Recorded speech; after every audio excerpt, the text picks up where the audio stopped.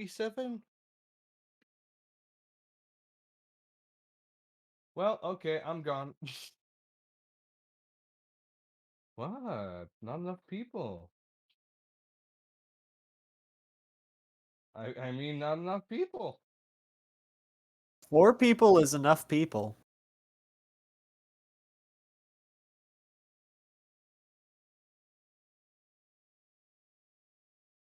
Alright.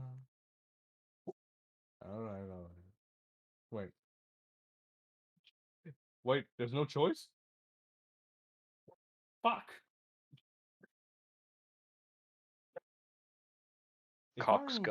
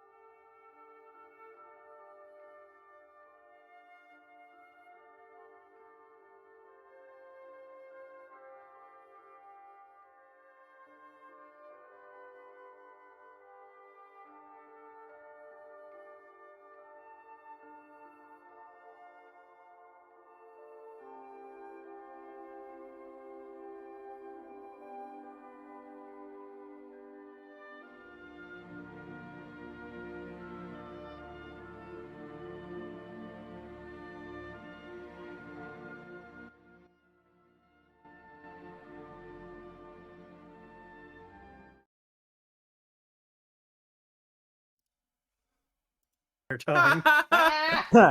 You were in reality you were just ignored. Ooh. Smiley face. Yes, but yeah, welcome to session 10, and on this courageous 10 sessions, half the party's missing. One of them is dead. Go. Hey, one thing about it though, since you're missing one party member permanently, at least you have more XP for yourself to split. Oh, Eric's, you know what would be a great idea? Uh-huh. Where Sylvie used to be, just put like a Family Guy dead pose right there. It's just so there isn't that random empty space right there. No. There's gonna be a red spot, like in Dark Souls. Oh yeah. Darkest Dungeon? No. I think Dark Souls. he means a bloodstain. Yeah, Bloodstain. Where you just, tap on You, it and you just need the you button. click it, and it's a link to the clip where she just Misty steps out the window. Oh boy, that's disrespectful. Motherfucker says Well, that yes, Stan Says the Lee. guy who fictional wanted. Yeah, I character. was gonna say. Says the guy who wanted Stan Lee in Fortnite. Hey, I love Stanley. Okay, it's funny. We all do. So you didn't love Sylvie? Wow. Shaking my head. I will not comment. Kind of cringe. Oh. Caught. Absolutely fucking caught. Hey, I don't care. At some point, I'm annoyed. uh, anyway, yeah, session 10, everybody. Clap, clap, clap. I don't know, maybe Tara might join in, but everybody else has their own little things to do, so they're gonna be busy. And then So probably is Lecter just not coming then? Lecter might show up at the final hour, maybe. Because he's in the movies, if I supposed to know. Because the Avatar movie came out. Dude, I fucking forgot. Yeah, actually, there is a chance. There is a chance that I. Oh wait, no, never mind. Tara's gonna be in a second. We got Farron. Woo! Yeah. Let's go. Actually, you made me think of something. Let me go check. Also, speaking of Jeez. Sergel, speaking of Andrew Tate, my next player I'm gonna play as a in D&D, it's gonna be Andrew Tate. Let's go. I'm gonna Make him a I'm wizard. never gonna vote you again, No, Eric's. Goliath Monk Barbarian. Was he like a violent guy or something? No, but he is a 4-time world kickboxing champion, so Huh. yeah. I thought he was just full of himself. No, he's I mean, he is, but he also is. he is one of those rare occasions where he talks a lot of stuff, but he also can back them up very easily.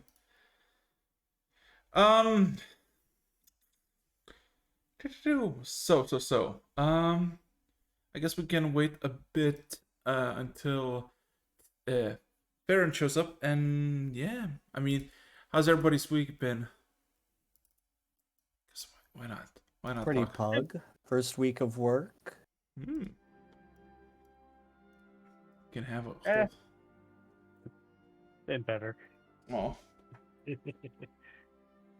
that is rough. I mean, so yeah. ADHD went burr really hard. Well, I mean, Okay, back. Rog, what have you been doing this week? Tell us.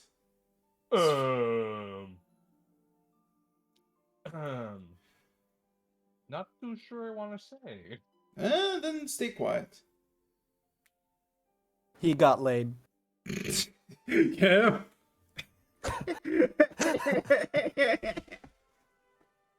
I will not disclose that information. Oh God! Holy He shit! will neither confirm nor deny the allegations. I had no sexual relationship with that woman. Hey, you brought up something. I think. I am not a crook. Also, Rog, I need to ask you something because you're the artist of the thing, right? Oh no. So, have you ever played Darkest Dungeon? No, unfortunately. Okay, so basically, when you kill an enemy in Darkest Dungeon, they usually leave their body behind as like a obstruction. Could you think you could make something with Sylvie for that, so I can fill her bar? Just Oh boy. a head on a spike. No, more like a burned and stabbed corpse. Please no. How about just a skull with the horns? You know. Oh, that fits. Some remnants of red hair. That fits. Ask Sylvie if that's fine. Because Oh, I should have asked her. No. She's dead. it's still her character, and she might Is it? take it as poor taste. It was a poor taste I mean, for... you say that until just everyone's dead. I don't think they really care. Yeah, she. Just saying. Yeah. It might be a good idea to ask though. It won't be just to be polite. I put time into making that character head. Oh, son. And just- Decisions have been made and consequences will be had. If you want to ask in my instead, you can ask.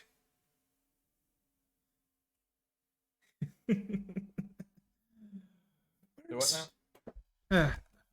Should I just ping her and ask, yo, Sylvie, can we put your dead body on stream? Sure, go for it. We are going to vandalize your corpse. Well, no, we're just gonna Interfere. memorialize what happened to her. That's it. Fair enough. Mhm. With an effigy Exactly. out of her corpse. Hey, listen, catacombs are French catacombs are like one of the most beautiful things in the world. Yet they're so fucking disturbing when you realize they're all bones of what used to be alive people. Hmm. So, you know what? Fuck it. While we wait for Baron, I have a simple question for you.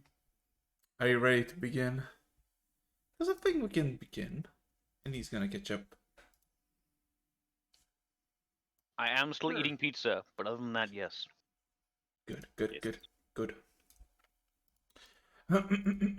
So, shit. Accidentally did something bad. Last we left off.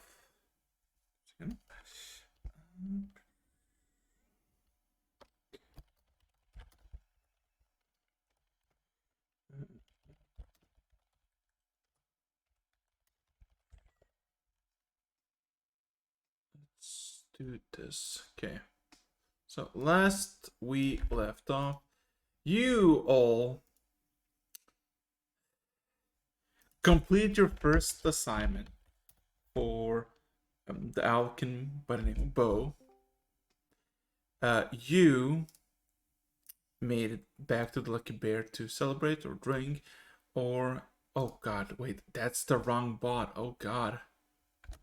Oh shit. Hold up. Yeah, there you go. This one is better. You made an oopsie. Yes, a fucking wacky if you will. So, you retire to the Lucky Bear and spend somewhat of your evening there until Sylvie and Sergal noticed of a crowd gathering outside. Before any true action has been made against you, Sylvie decided to teleport in and subsequently ended her life on the spot, as after she was murdered by fire and stabs in her chest. One of the masked individuals in the crowd proclaimed that Red Jaw sends its regards before alchemy fire started raining on the tavern, engulfing it in flames.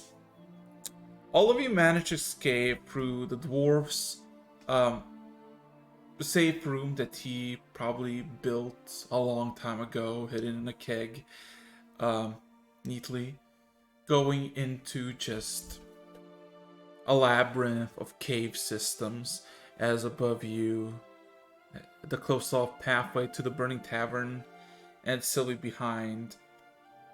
You ventured out, trying to find the dwarven footprints of the owner, for he was one of the people who knew the way out.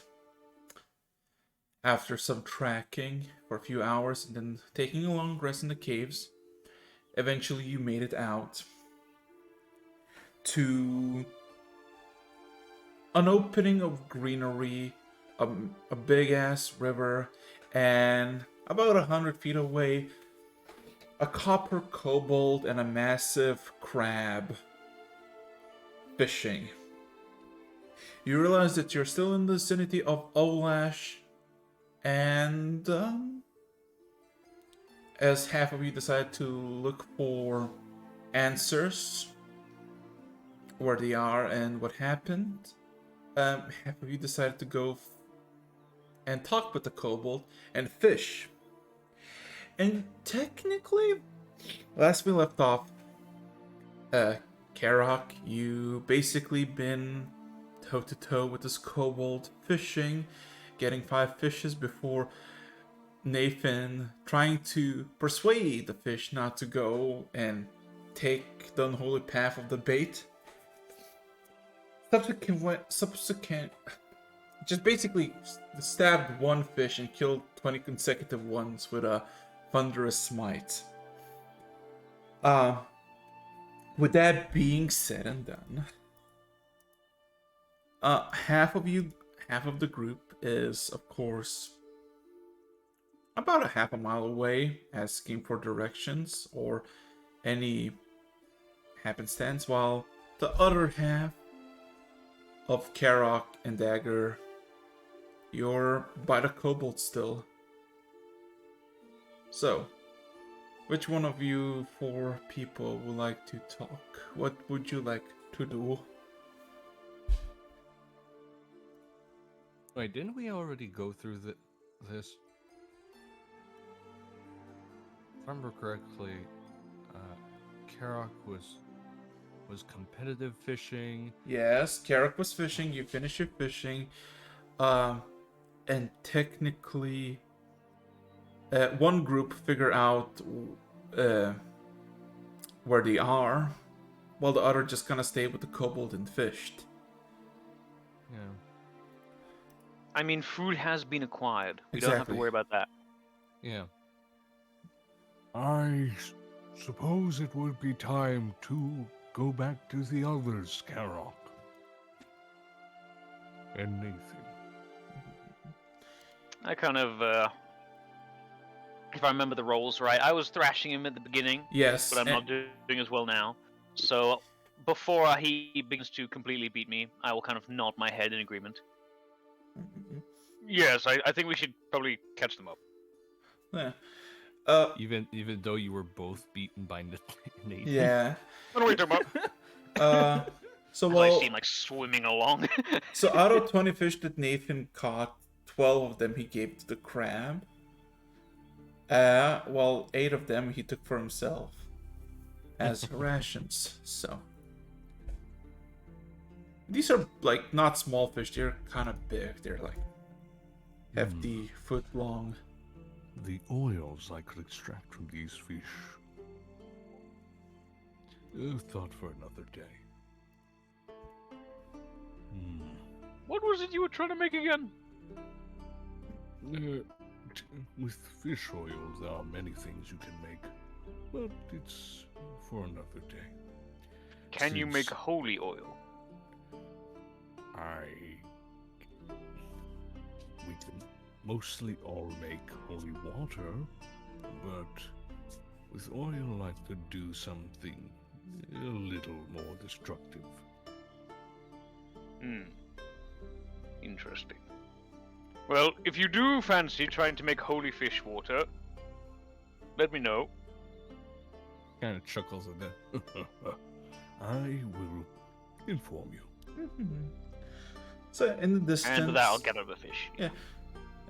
In the distance, you can see, of course, Centaur and Farron on top of him. Both of them asking around, and of course, Brit, Circle as well. Brit and Circle, if you remember last conversation, like from last week. The first person you met was the scholarly type who told you that he heard about a fire that happened, and he just assumed that there were just gang stuff, like gang rivalries, gang versus gang type of deal.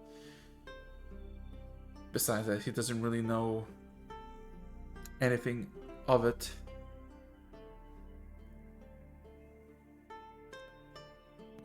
Alright. And we now know our location as well, so. Does it take us long to get over to them? About good minute of just normal walking. All right. Did Well, it- when we pull up, I will ask if they found out where we are, and when they say yes, I'll kind of nod. Should we maybe get some sort of map so we don't repeat this in the future? Might be easier going you- off landmarks and such. In time, yes, that would be a good idea. Gotcha. Should we go in town, or I think we need to go back to the guild first. Let them know what happened. fair point. And Sylvie's body? But that's why I want to go there. That way we can come back with more people, just in case these still lingering. Understood.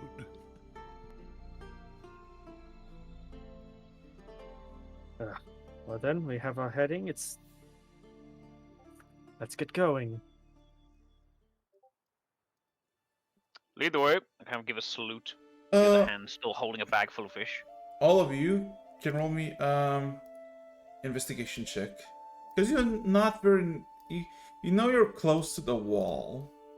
You can look to the bit to the north. You realize that you're outside of it, but you're kind of close to it, and you've never been to this place before, the specific spot that you're in. So yeah.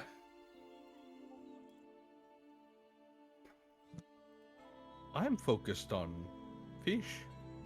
Fish. Those are some nice fish. Mainly 30, bass. 20. Yeah. Mainly basses and several Jesus, Karen's like, oh. So Sergul and Brits, after a few minutes asking for Cujo's Adventuring Guild, you realize that you're about. Hi, Terry. Oh, is he here? It's here. He is Oh my god. Guess He's who's so back? excited right now. Back again. Terry's back. Tell a Hello, friend. friend. Guess who's back? Guess who's Who's back? back? Guess who's back? back? Guess who's back? Guess who's back? Literally. Literally the only Slim Shady song I know. Hill Collapse is pretty good as well. So, but yeah, asking around, piece by piece, you realize that you're somewhere about 2.5 hours away from the Adventuring Guild, as you're way up northwest of Olash, while it's the guild is like south, just middle of the south of Olash. But if without any incident or I guess any distractions from any of you, it would take about 2.5 hours to just make it there on foot. Unless, of course, you have any other distractions. And have you not? Not that I'm aware of.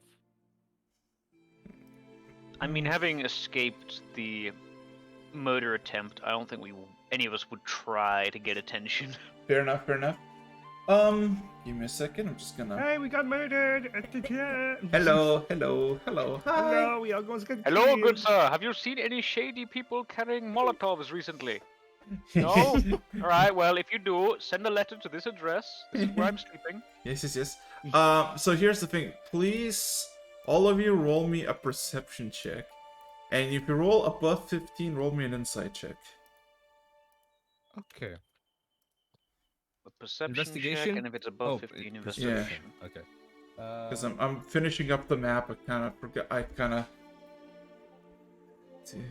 Nope. Okay, let's see. Perceptions! Let's go! Getting there. My things are unhappy with me. No. Brett is the only hope for you. Well, I mean, my do passive your- perception is 16 anyways. So. What do your eyes see? You gotta. It's not a passive thing. You gotta be on the lookout. What do your special eyes see? Ooh. Ooh. And what was the other one? Insight? Insight. Just tell me how much you get when you. Also, Terry, there, my boy. 13. He went A. He Ah. said he'd BRB, but he's unmuted and undeafened, so it depends. So, interesting thing, because basically the fastest way to head as you... Wait, is he back? Oh, no, Yes. no. Oh, in that case, perception, Farron, and if you roll above 15, insight. It's alright.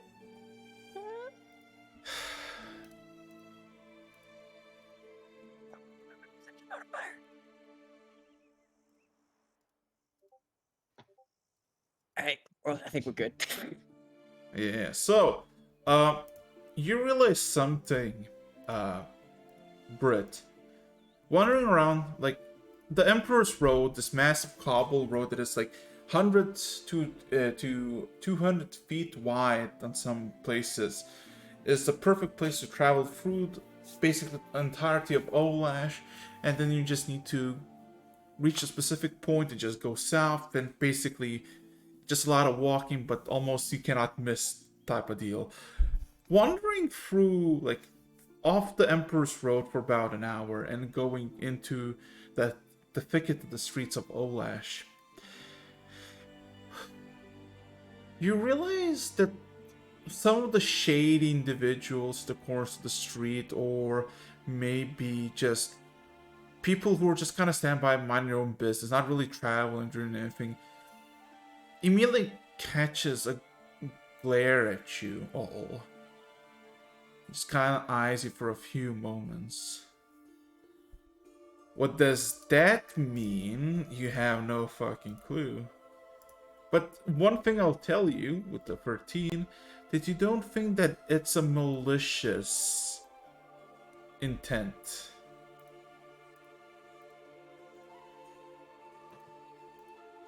Alright. Nevertheless, a good 2.5 hours pass. It's about, like, you guess, like 10-ish. Yeah, like 10-ish a.m. in the morning. You reach the halls. The doors swing wide open, and well, you see several individuals, a group of 6 elves, all similarly dressed in these grayish robes, but every one of them adorning different types of weapons. 2 with bows, 2 with sword and shield, and 2 just with nothing, but seemingly having quite a bit of spell books and satchels with herbs sticking out of them, who seem to be eyeing Ox as he kind of goes back and forth the main first floor, as you kind of walk in and says, "So, your task is pretty simple. Any questions?" All the elves just kind of look at each other for a good few moments. One of them steps forward and says, "No, Master Ox." And the Goliath just nods. Good. Now off you go. Adventures await." And then all of a sudden, as he kind of looks towards the door, he sees all of you, of course, enter in. As he kind of has this smile as he extends his hands. "Friends! Good to see you've been alive. I heard you did an interesting job yesterday. My congratulations to all of you."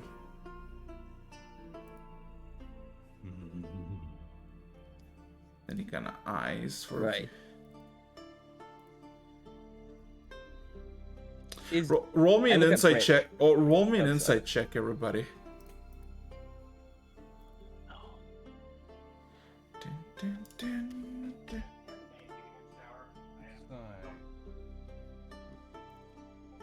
There you go. Just gonna make this real quick. People remember how Ox looks. There you go.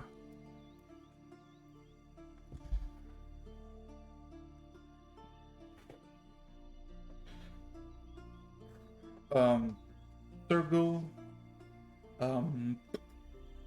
Brett, also roll insights. Or Sorry, stepping away real quick. yeah, it's fine. So, question: is Brit in this realm of existence? Just general perception. Trying to be.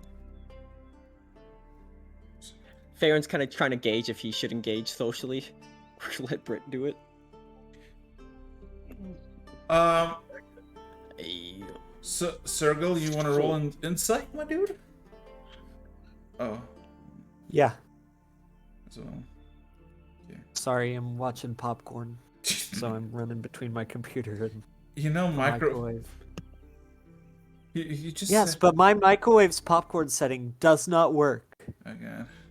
It leaves like half the bag Listen, unpopped. he's got to choose between having his house burned down and rolling this dice. Dirty Okay. 20. Okay. tough choice. I'll stick around for this. So, This is more okay, important than Dagger and Sergil, you realize immediately as he's kind of has this cheery mood and he kind of like acknowledges your first successful job. There's immediately like a strike of sadness across his face for a brief moment. He knows what happened. He understands what has been lost. He's trying to be a cheerful, as he usually is. But he understands that you're not in any moods. As all of a sudden he grabs his axe from the back and just places on the ground. Eyes you all, and gives a nod. How can I help you? Kind of look around at the group. I can't speak for this lot, but does the authorities plan to crack down on the gangs? You see his eyes flare up with anger. His grip on the axe becomes a bit more intense, and you hear the cracking of the floorboards where the axes stood as he's kind of pushing into the ground. As he takes a deep breath. If it was as simple as going to a building and slaughtering everyone inside, like a shepherd to a flock, that had been done ages ago. But gangs are not simple to find. Secretive bunch.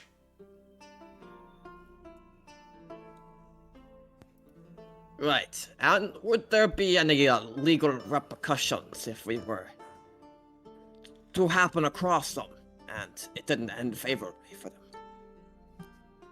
He kind of looks around, like around the room, and the room has been cleared off as the final elf just walks by, giving like nods of like acknowledgement and just walking out.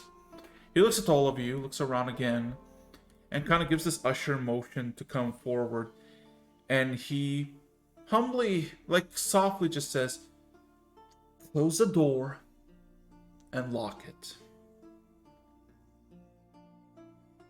I would be the one to do so. Thank you. Sergil kind of stays by the door. He has his he has his shield out right now, and he's kind of gripping it as he watches this guy carefully. Mm-hmm. No, it's not an edgy corner, Farron. Yeah. As all of a sudden, Ox puts his axe on the shoulder and just proceeds to walk, like almost like a soldier, back and forth from left to right. Not towards you, but just from one side of the room to another. For a good 10 or so seconds, he takes a deep breath. I heard the screams, the rumors of them. That one of my favorite taverns of Lucky Bear have been torched to the ground only mere dozen hours or so ago. Onlookers, of course, heard who is responsible. Redjaw has been a threat for 6 or 7 years in the surrounding region, both here in Olash and beyond, even in the capital city of Halasha, further down southeast.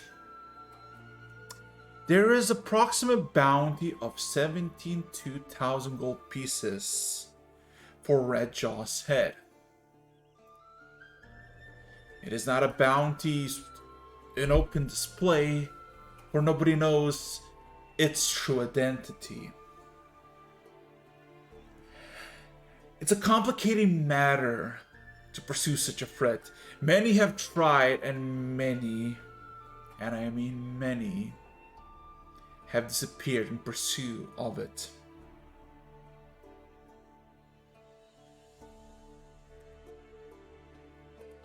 There is one individual that I know that has retired, and he says retired, he kind of exclamates as if like ironic tone. Retired pursuing Red Jaw. But he is still alive and well. And if you wish to pursue this individual that has wronged you as a group or as a family,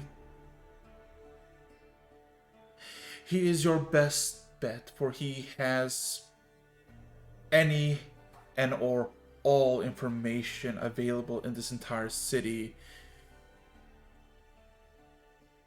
in pursuit of finding the individual.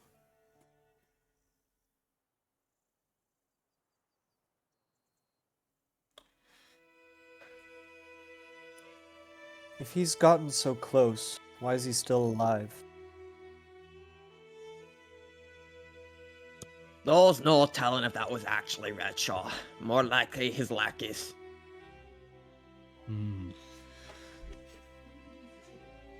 Man's influence extends far beyond his reach. The Goliath Right. just sighs and just says, perhaps nobody knows who or what he is. You can slaughter a dozen, maybe a few dozen will replace their place. One must be certain when striking out. And this individual that I speak of is a halfling, an old halfling. Used to be a guardsman, used to be a soldier. Had a fine, good eye for detecting possible criminals or crimes. But his pursuit of this Red Jaw grew extremely close and all of a sudden extremely cold. I do not know the reason of why he stopped, but if I had to give a guess, I assume there were threats.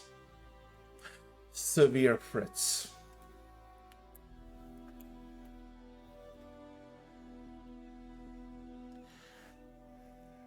And this halfling is where at the moment? He is... His name is Oza. He kind of sighs for a bit, thinking to himself, a detective. He resides in Olash Barracks, residing there for the past 2 or so decades, living basically in it.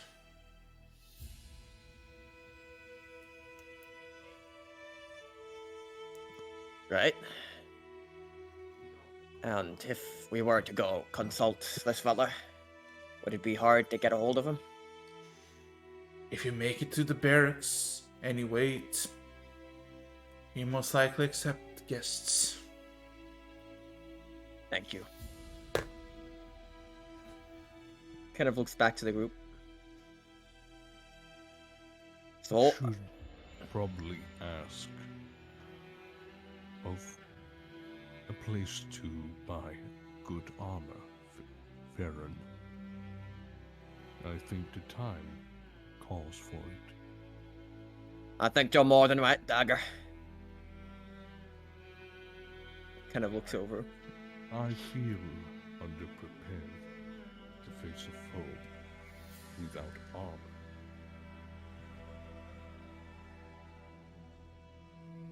Any recommendations for suiting up before this?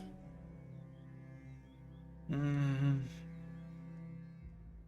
of strokes his chin for a bit.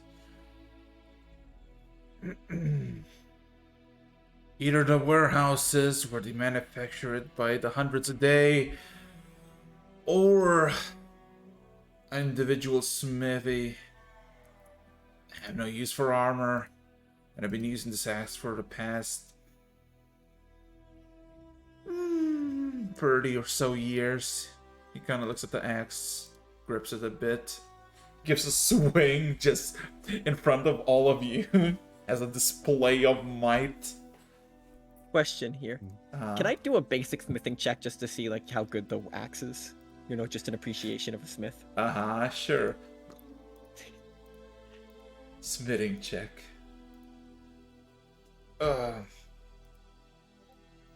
24. Wow. 24. You realize that the axe looks like a simple, maybe reinforced iron steel battle axe that is basically a simple twig, like wooden rod that would fit more like a spade, or you know, a simple tool that doesn't require a lot of force, because it looks like with every swing the twig might just break, snap, and the hand axe just fucking goes somewhere. But it holds firmly and doesn't seem to be budging, while the axe head itself has a bunch of these, not engravings, but like markings that are just blackened. And when he swings, or he is about to swing, the red markings blare up crimson red, as if in the very bowels of a furnace, just a sudden heat emanates from them for brief moments. Ah, I can see why. I've heard tell of many warriors' skin so thick it might as well be armor itself. That axe, I can see why no replacement can be found around here. He nods with appreciation towards you. That said, I think you've been more than enough help. Thank you. Dagger, let's let the others rest. Let's head off to the shop. I agree. I actually went to the warehouse before. It is where I took the hammer and shields. I knew I could trust you to know what you're doing. Let's get about it. Okay, so in that case, well, I guess Dagger and Farron goes out. And Chadwick. Oh, Chadwick as well. What is everybody else doing?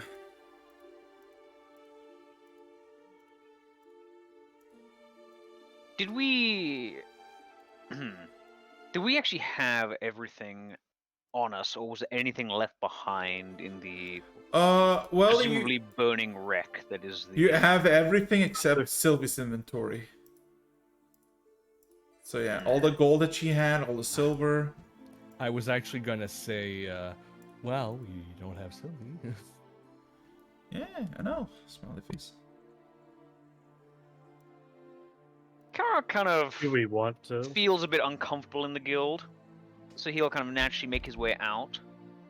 Although when outside, he will be not quite sure what to do exactly. His initial instinct is obviously to go to the temple, say some words for Sylvie, if nothing else. But if anything is tasked of him, he will happily do it. So is there anything tasked of Kara? Because if not, the roll a perception check. Okay. Think. Well, we're gonna be out anyways. Should we circle back around to see if we can't recover Sylvie? That's up to you to decide. That's why I was asking them. If that's what Britt is doing, then Sergal's gonna go with her. Get asked for a few extra See if you can't spare a few other people just in case. The head. It's like we're going to go recover our friend. Is there any way you can have people tag along with us just in case? He shakes his head. If she was inside the building is burned to the ground. He wasn't. She looks a bit. He also looks at you a bit confused. Kind of turns his head a bit to you. In a daring attempt to prevent the place burning down, she teleported. She got into a position that was not favorable, and it was outside. In the middle of the street. Nods. He kind of scratches his head a bit. That explains the burn marks. Many of guards came in to the burning wreckage of the tavern, and they spotted singe marks and a few blood streaks of what do you see, bodies, but no bodies on the streets were found.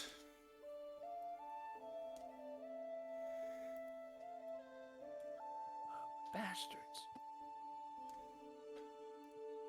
So, they didn't find the body. He shakes his head slowly. No. Scorch marks and bloodstains in the middle of the street, presumably where all of them stood, seeing the handful of footprints smeared in blood. But no bodies in the streets themselves.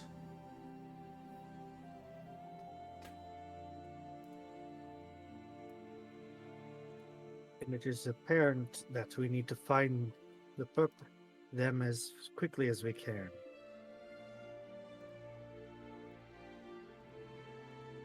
I wish the best of luck to you. You catch wind of anything, you know where to find us. Britt,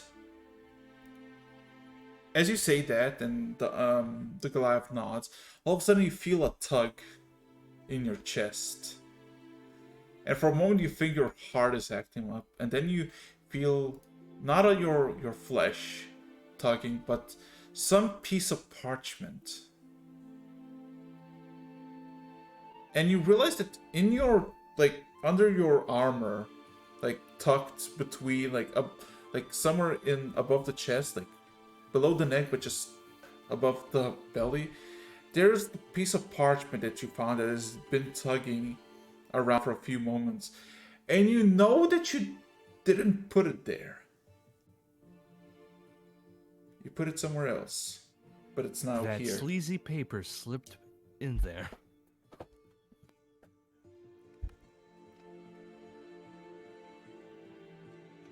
The paper is actually a magical Playboy comic. I'm going to try my best to not draw attention to it, and as soon as I leave the area, I'm going to pull it out once we're done. Immediately you see a written note, the familiar paper written note.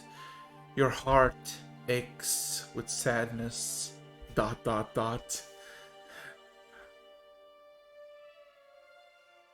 And the writing on the paper fades.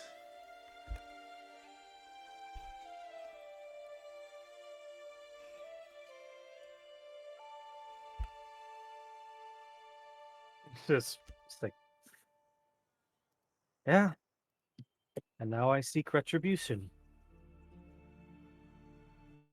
As soon as you say the final just syllable of retribution, you just immediately see a few patterns of like just simple lines, and then they become wavy, they disappear, and then again a sentence common appears. Reclaim me whole, and I help you.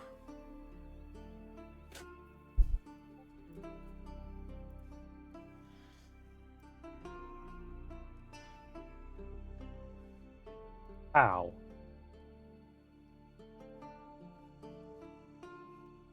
All of a sudden, the paper goes blank, and a question reemerges.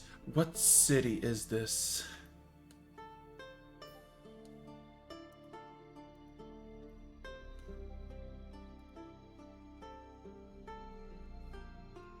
Yeah, for spacing on the name.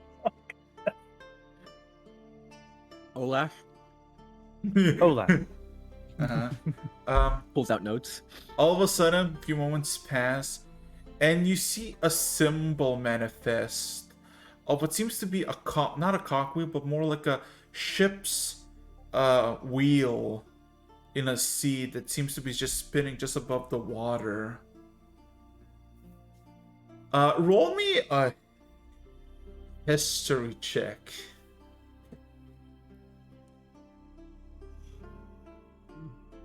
Okay. Not my strongest, but okay.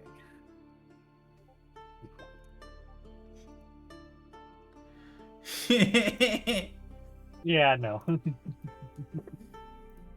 Yeah, you have no clue what it says, but as the this emblem manifests, you just see a sentence. Seek them out to the north. They will help with me being whole.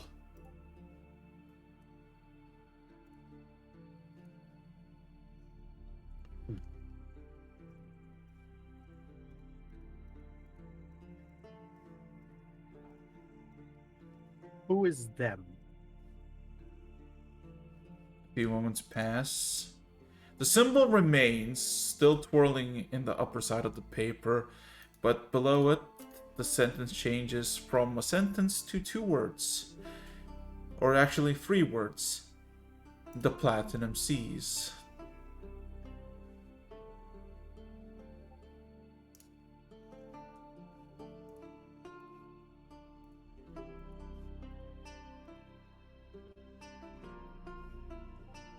I don't know if it nods, but it can see me do anything, but she nods. It's like, okay.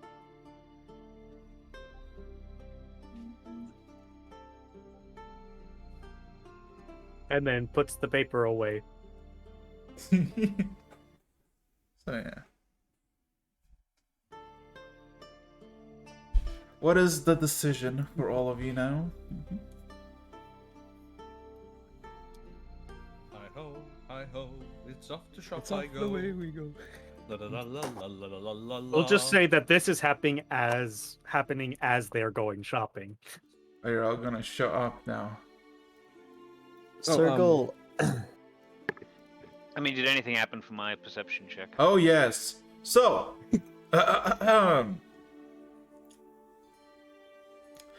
roll me a d20 and then a d100. I'm curious. D20, then a D100. Yes. Okay. Oh, fun. Why am I in general? No. The goddess. Shut up, Harry. Ooh. Okay.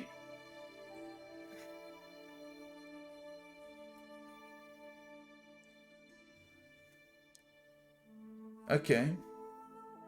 So.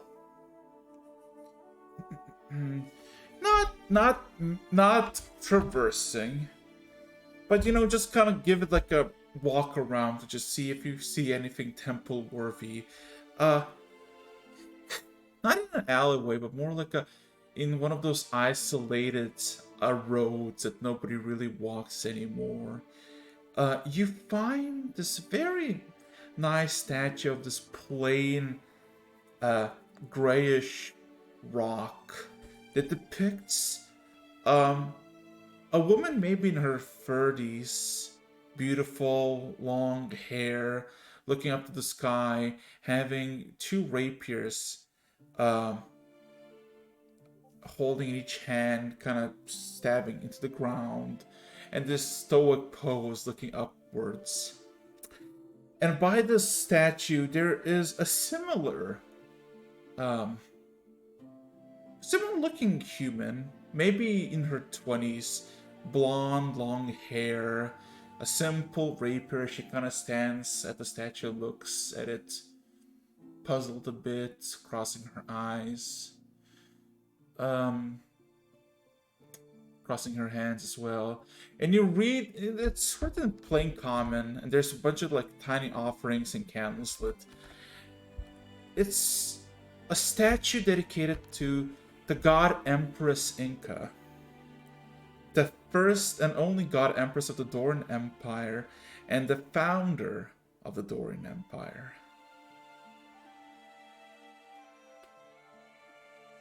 You can roll me a religion I check. guess. Roll me a religion check Oh, if you religion? want. Yes. Yeah, sure. That's what you just read.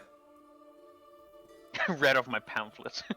My No, there's tourist like guide. there's like the small, like at the base where there's like this elevation pedestal, there's like a inscription common. No other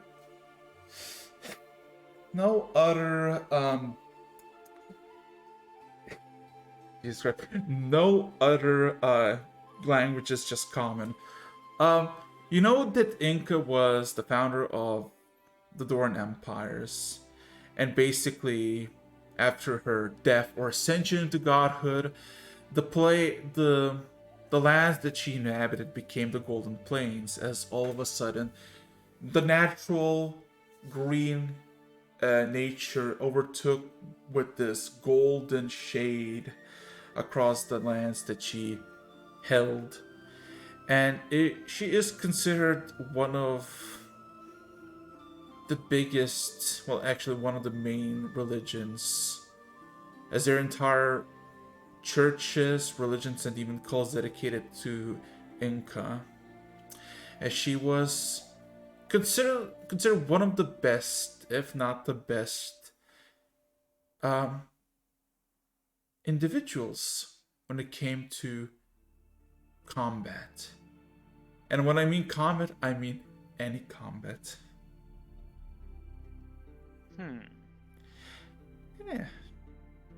Yeah. This might be another check, but how common is it to have statues of them just in kind of main cities or towns?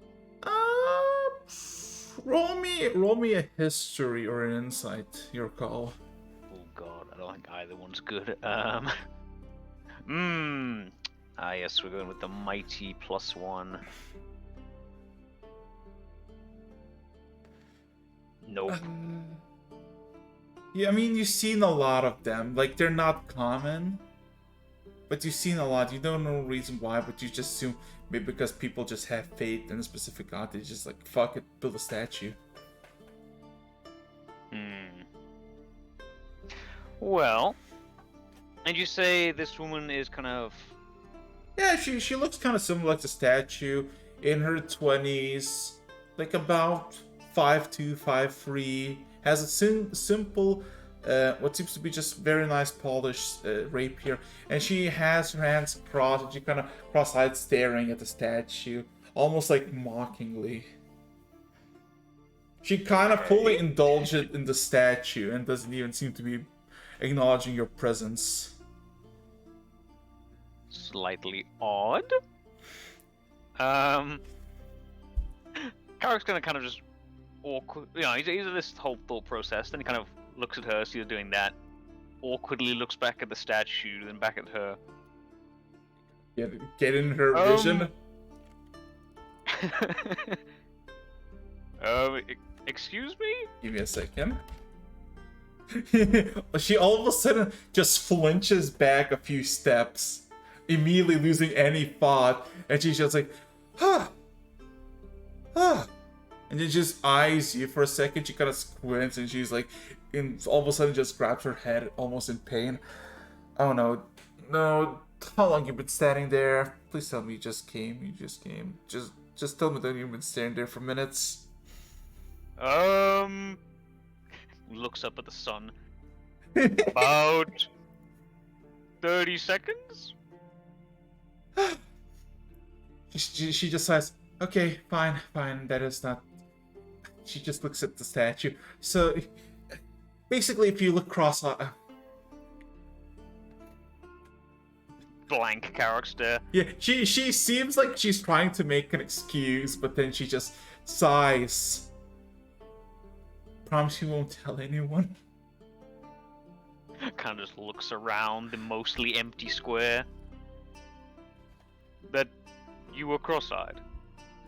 Yes, if you stare cross-eyed at a statue of Inca, there is a tale that she will appear, and then will try to fight you, and I want to fight her, and I know it's awkward, and don't judge me. She kind of stares at you, just like. Karok like looks back up at the stone statue. Just, like frowns, looks back at her. How tall are they? They're 5'2", and the statue, if you assume this is correct, she's like maybe 5'9", 5'10". Okay. I was thinking like this massive statue. No. Like the bust, like the stone that is written stuff, and the statue standing on is maybe like additional feet, so it's like 6, but it's like, and there's of course these massive wings behind her to show like ascension type of deal, and they're kind of big, but they're more like not connected to her body, more like a set piece. Looking back at this person in front of me, Yeah. again, I haven't even asked their name yet, but Karok's too awkward to think he should be doing that. Give me a second. they- I found a good picture of her, but it's instead of a sword, it's literally just a rapier.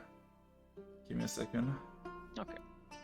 Cause she looks like she's ready for a battle. Like she has. Give me a second. I was about to ask, like, they say they want to fight. How much of a fighter does this person look? This much of a fighter. Industrial. Look at what Terry put in. Okay, all right. Yeah, and now she's very embarrassed. Like she's blushing. She is awkward. She's like, she doesn't know what to do. You, even with passive insight of Karok, you realize this is not the first encounter she had where somebody just like. Even by Karok standards, Jesus Christ. Yeah. Alright. Alright. Karok kind of just nod sympathetically, kind of more awkwardly than anything. Doesn't really know what to say to kind of ease their discomfort. Then he kind of, the light bulb goes off in his head and he turns and goes, "Oh, don't worry. It's wanting to challenge the gods or match yourselves against them is a natural thought process. You will, of course, lose. But, a natural... No! She exclaims, "No! I shall win!" Karok just nods, as if he's looking at a child. Of course you will. And why do you think so? Do you think they are that weak, or are you that powerful? The tales say that she was nothing at the beginning that became a goddess. I am nothing. That means I can beat her and become something. All of a sudden you see this like raw determination in her eyes, and she grips her fist with enthusiasm and almost like zealotry. Ding ding ding ding. Okay. Karok does mental chin stroking. I kind of watched them for a moment, like long enough just to be a little bit weird. Okay, I'm not like looking them up and down. I'm staring them in the eyes. Her motivation, moment after moment, just kind of flinches and shatters as her confidence just washes away in almost like this humiliation, as if she's like realizing how awkward what she's just said is. Karok watches this, and then he lets out a small, kind of sad sigh. Your words are strong and very admirable, and indeed you seem to have some spirit, but you are not tempered. He kind of looks at them very deliberately. You shrink away as I watch you. You fumble for excuses. Nonsense. You have respect for the divine, that is nothing to be ashamed of.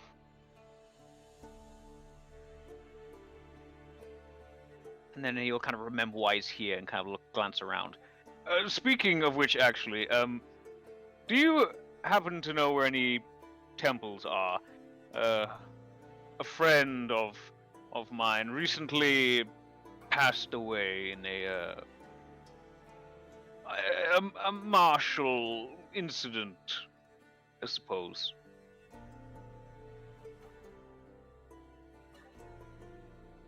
There was this like happiness as you kind of praise her, but then also this like sadness, also bitterness as you're like, yeah, you're kind of shit.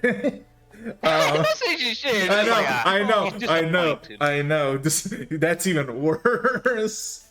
But as give me a second. As she just kind of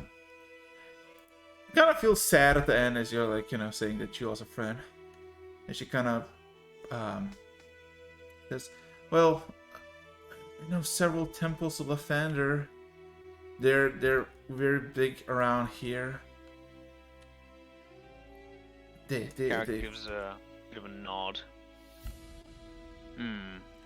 I suppose that she'll do. As then she kind of gives like this motion, like all of a sudden she just becomes kind of sad. She just kind of gives a motion. If you follow me, I can take you to one of them. He kind of noticed. He doesn't understand why she's been bummed out, but he notices she is, and he kind of just gives a smile. Thank you very much. This is greatly appreciated. I am not from around here. What is your name? She just My name is Pat. And he kind of stops. Karok. Well, my name's Elena. Give me a second. I'm just gonna type this out. Because that what she said was not her name. She was just fucking stumbling. So, as she kind of nods, as she kind of takes you, like kind of gives like emotion, just kind of walks, like with confidence, if you will. While that's happening, so I assume Farron, Dagger, Brett, Circle, and the rest, you go armor shopping, if I'm not mistaken. Ding, ding, ding, ding. Okay. So, is that what I assume? Because Dagger's... Yes. Okay. I don't know about the others, but me and Dagger definitely. Okay. Well, in that case, I really wanna fight that girl for some reason. Anyways, Jesus. Violence. as I really want to hit that person. Jesus no. Christ. I I wanna- duel. Just no reason. I just want to slug them and let them slug me back. Sounds like fun. I just want her to punch me in the face. Ah, my perfect love. I want her to relationship. crush my head like a watermelon. That's Not the that. cringe. Anyway, That's Eractus. no, That is no, totally Araxis. no, that's cringe. I fucking despise the stereotype. Also, Dude, you literally wanted to get killed by a woman. yes, killed. Focus on the game. Anyway, yes, not getting distracted yes. by Eric's pure fetishes. Shut up. Shut the fuck up, motherfuckers. Your words, not ours. So it takes you about 10-11 minutes. Dagger, you remember the warehouses you and Sylvie trekked, and you see a familiar warehouse with a bunch of people. For everybody else, it's like a massive wooden and metal reinforced building, 4 stories tall. You can hear clangs of blacksmithing, a lot of smithing, from smelting ore to bars, to making items from bars. A lot of clanking, a lot of shouting. Ores are everywhere, and yeah, and there's just a lot of stuff happening in these warehouses, and you see like breastplates, full plate armor in individual parts. Everything is like being processed and put in massive crates, and there's a lot. So Dagger, that little halfling you don't see him anywhere.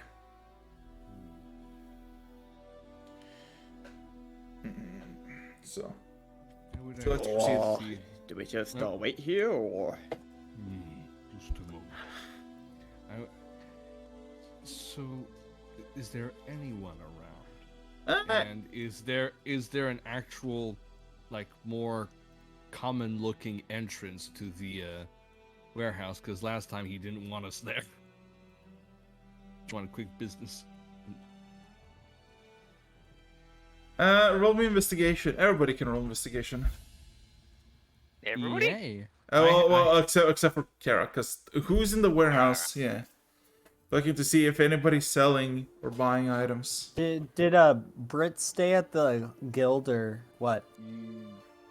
I don't know. He doesn't They- respond. We already left before they could decide if they wanted to leave or not. Oh boy. Theron. Oh, Raxus, could you roll for Chadwick? No. Because- Let's just help action. It's Yeah. easier. Dang. Oh, wait. You'd have to so- know his character stats, Right. which can get confusing. Oh god. Whoa. Wow. Why does it say 12 inches here? Circle. You wanna roll? No, Sergal's Okay. not going to roll because Do it all he the seems to time. be working something out in his head. Like he's kind of humming a couple of notes and then stopping. Well, here's the thing. Nothing. You Planning literally. his next date. More like making a song. Making a sock in his. Okay, but Song. motherfucker.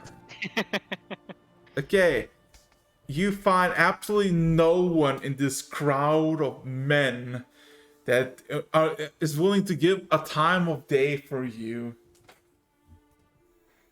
As eventually one of like these massive half orcs is just like scarred with fire and which you seem just work incidents and missing 2 fingers on its left hand just bellows out to all of you. Leave the premises! You do not belong here. We're looking to buy. What is this, a fucking store? Out! Or Oof, call the fucking guards on you. oof.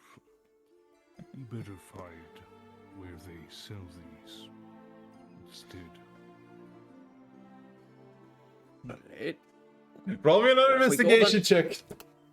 Fucking hell. What is with this? You know what? I'm putting on me lucky jewels.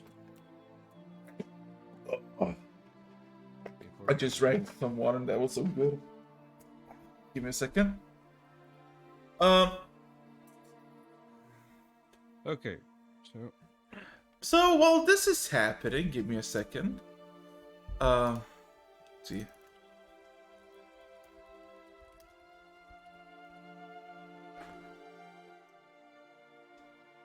Ooh. Kinda wanna do that. I wanna see how that goes. Just okay. DM's getting too many good ideas. Shut up. who's gonna roll? Is that fine? Yeah, just roll.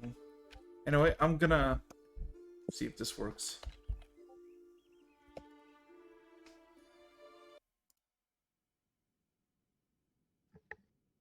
Come on. Oh. So, Karak, my boy. Mm-hmm. Making your way. Oh wait, maybe this one would work better. Making your way for a good like 5 minutes through the busy streets. Eventually you come across in the. Give me a second. Maybe this will work. There you go. Yeah. So, making your way to through the streets. In the distance, you start to see in the sea of wooden and stony buildings a cathedral, about 5 or 6 stories tall, maybe 60 feet height, quite a massive thing. as you walk up about 2 minutes more, and you see this massive, like, pristine chapel, and you see this massive humanoid individual, like this angel above this tall entrance, double deck door entrance. Do you know Celestial by chance? I'm pretty sure I do. Let me just double check. You do. He worked hard to learn this. Yes, he does. It's there's like this very pristine, very well dressed man, short hair, muscular build, about 8 to 9 foot tall, and has these wings that are almost double its size. This entire statue is made of this like whitish, pristine marble, and below it, in gold lettering, there is in Celestial Lathander, the bringer of dawn. Bless this holy home. Bless your flock. As Elena just kind of points at these two massive doors below the statue, says, "You can go. I'm not very much allowed here. He just kind of nods. But wait outside if you Carrick want. will be slightly stunned. Someone's not allowed to enter the temple to pray. What blasphemy is this? He kind of turns, slightly horrified by the idea. Why not? I don't like the clerics there. They're very. She wants to say something, looking at the door, just shudders, and she kind of points at like the wall that is like 50 feet away, opposite the temple, and says, "I'll just wait there if you need me. Do I stay with you? Do I come with you? Do I just leave? Is this farewell?" She all of a sudden she gives you this lost puppy vibes.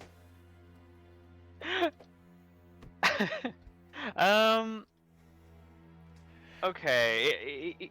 He's still kind of stun-locked a bit. He'll kind of shake his head for a moment. I shan't be long. I may need your directions yet. Yes. And they all very awkwardly turn and head into the temple. Okay, so how are like the shrines laid out? Well, it's a massive temple. And you walk inside. The doors are open, and there's like these are like 20-foot tall doors with 30 feet wide, and this entire temple is like a massive fucking building. But there's like smaller doors in the bigger doors, so you can enter in, and the inside is fucking opulent. White marble everywhere, golden candlesticks, wax candles everywhere, a bunch of incense burning everywhere, and these pristine white stained glass panels of what seems to be gardens with golden birds stained everywhere. This place, with all the what's the church equivalent of benches, or just benches, could seat maybe 500 people, but without them standing, maybe 2,000 to 3,000 people. And you see there's like a good 30-40 people kneeling or just in prayer.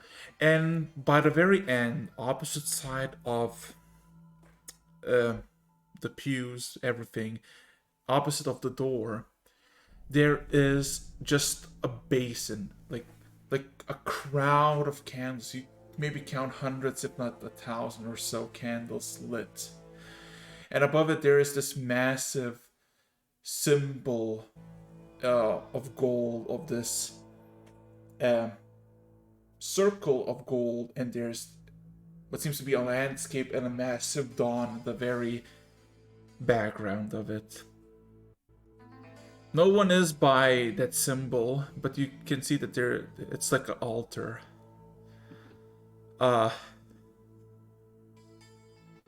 He will take in all this, and then thinking back to the shitty, like, back alley, single candle shack, essentially, we saw in the previous town, he'll just give a nod and go, bit of an upgrade.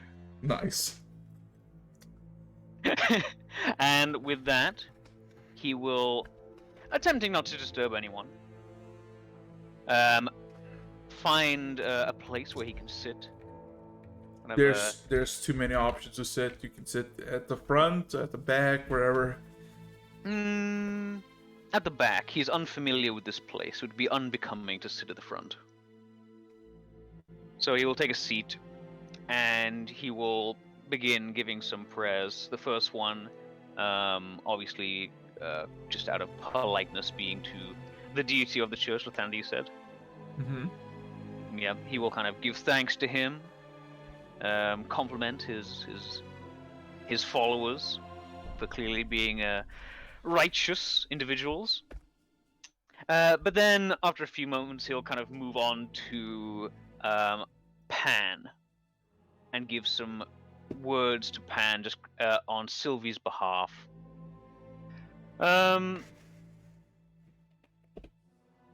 Generally, he'll just kind of wish her that she proved herself of good nature and righteous spirit, even if her time was up.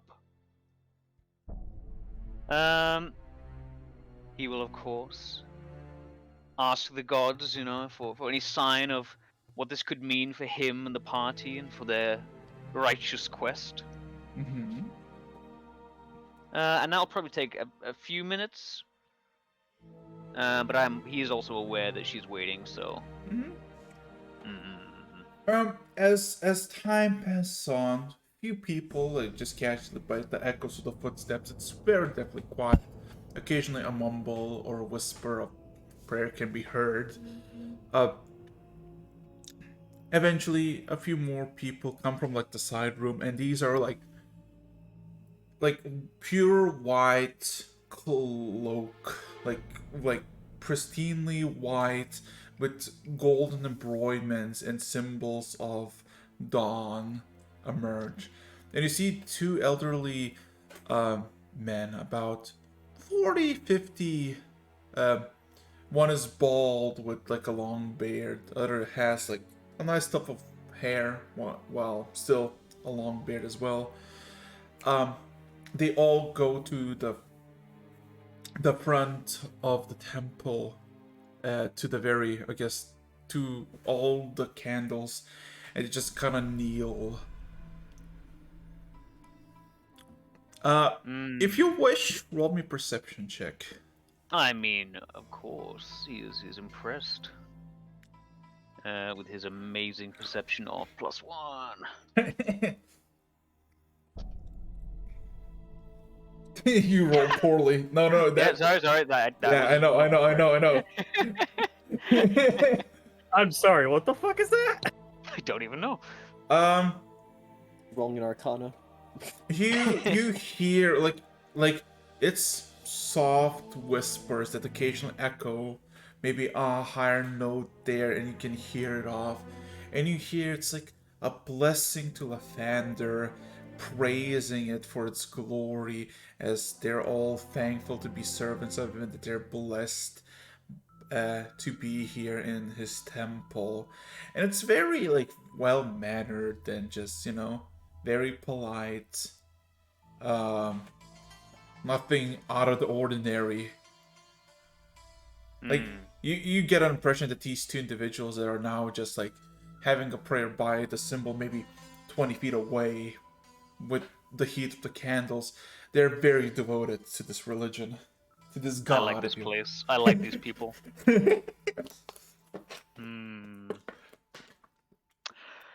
Well, everything checks out. So I guess the only other things I would do once I finish my prayers and admiring the clearly righteous individuals in this temple, he will kind of question to himself at the same time, though. In such a city full of such righteous people, clearly blessed by the gods, how could things like crime gangs and organizations run so rampant? It just doesn't seem right. And with some of these thoughts, plus his own kind of thoughts on Sylvie's death and the future, he will kind of look around for any potential omens in the temple. Perception check. That one. Candle, fire, bad.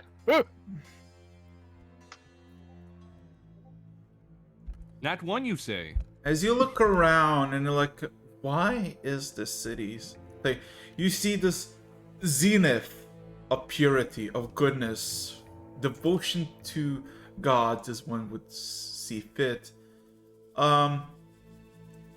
Yet there is so much cruelty that you witness firsthand. Why?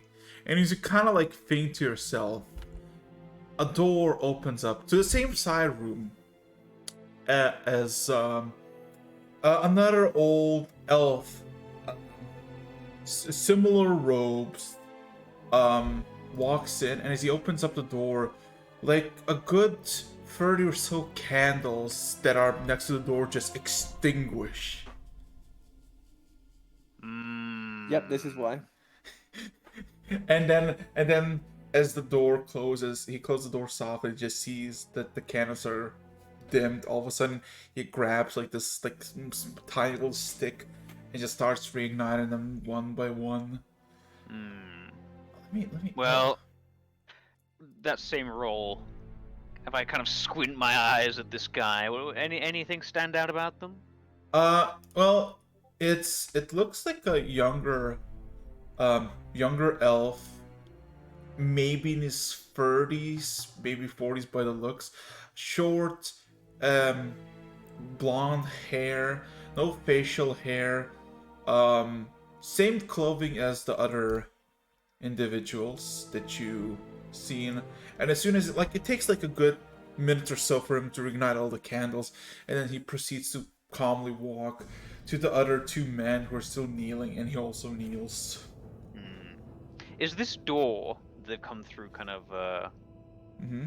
watched at all, or is it? It is. How to say this? The whole chapel's about 300 feet from the door to the altar, right? And about 40 feet from the altar, on the side where there's just a widening of the temple, there is on one side just a door that is like plain wooden door with some metal reinforcements. No lock can be seen, and yeah, it doesn't seem to be guarded. Well, can't decide if it's an omen about the door, or the individual, or perhaps something else. But the immediate thing he can check is the door. So he will just kind of finish his prayers, very calmly rise, and just kind of casually and calmly walk over towards the door. Okay. Okay, just these are the robes. Let me just showcase so you have an idea. These are basically the robes that these individuals are wearing. Like very, very fine white with a lot of gold. Okay, so you walk slowly, gently. There's plenty of cans, plenty of you realize that the walls, every single inch is basically engraved with something, and it's pretty nice to just see. And you walk up to the door. Nobody seems to interrupt or look, and everything is going as usual. Anything you want to do by the door, as it seems to be unguarded, and it seems to be just this simple pull. I mean, Kara just kind of gives a very casual, if it was any other setting, he'd be whistling. But here he is, dead silent, just very casually kind of glances left and right, and then heads through the door if he can. Oh. Okay. Don't Roll do me a perception check. another perception. Come on. Okay. Listen, shut up. This. Okay. You're doing surprisingly well. Give me a second. I'm just gonna make sure that the chat knows, stream knows, how these boyos look. They look pretty drippy. Anyway, as you kind of approach the door, you kind of like, it's a simple lever. Like there's no like pull, anything. It's like this iron ring that you pull or push. As you kind of approach it, all of a sudden you hear like echoes on the other side of the door, slowly but surely approaching. You realize something is approaching the door from the other side. I just take like, where's the nearest like pew? The nearest bench? About 20 feet away. In that case, I just like take 3 steps back away from the door and like stand with my back towards the wall and kind of just look like I'm admiring the actual building itself, like hands innocently clasped together at his front.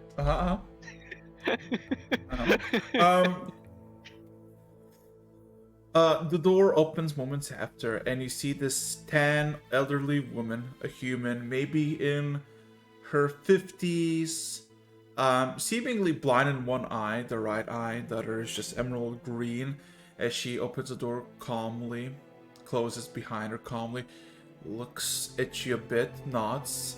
Many blessings to you, child, as she kind of walks by calmly and goes to the other 3 people by the altar. Kind of gives just a polite kind of religious gesture. Lets them go past, and then back to the door. Do they like shut it behind them? It's like slowly closing. Just slide on through. Oh god. I am on a religious mission.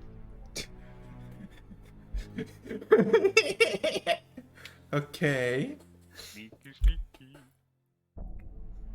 Please don't say that again. Just roll me another perception check. Another perception. Holy shit! Is this you trying to be like, hey, Karak, don't go in there. Notice this other thing, please.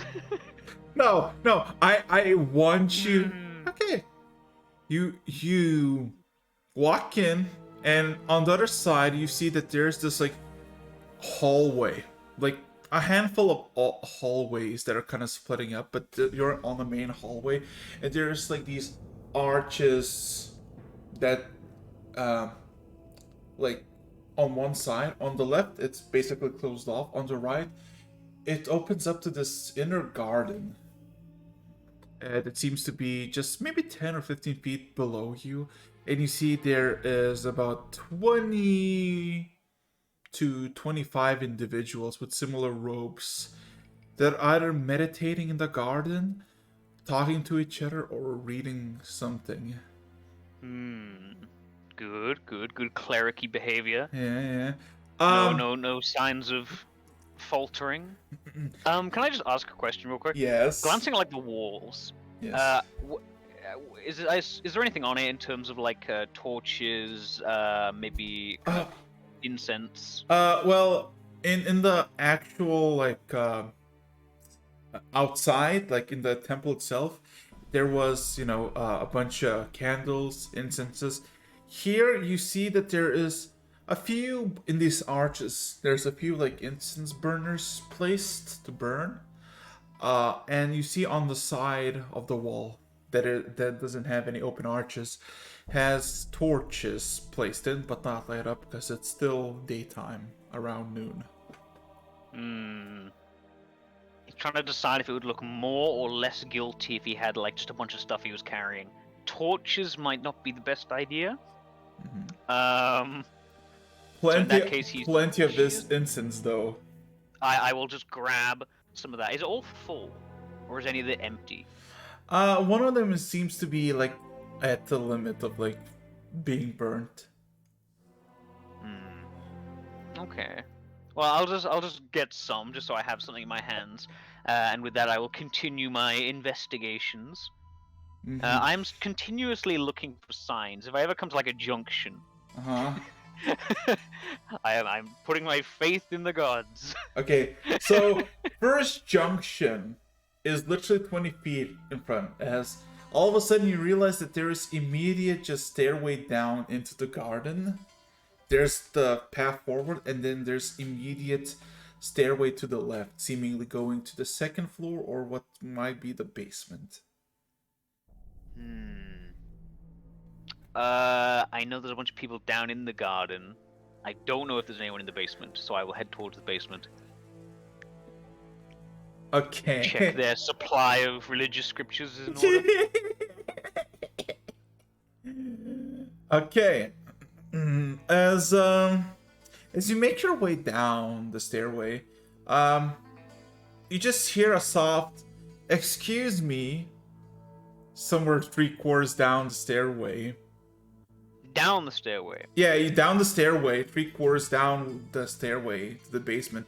Above you where you were, you hear a "excuse me." Shit. I'm just gonna keep walking. Hopefully...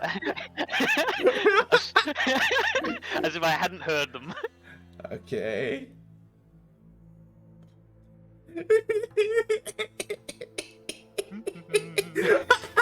I'm gonna see her roll insight.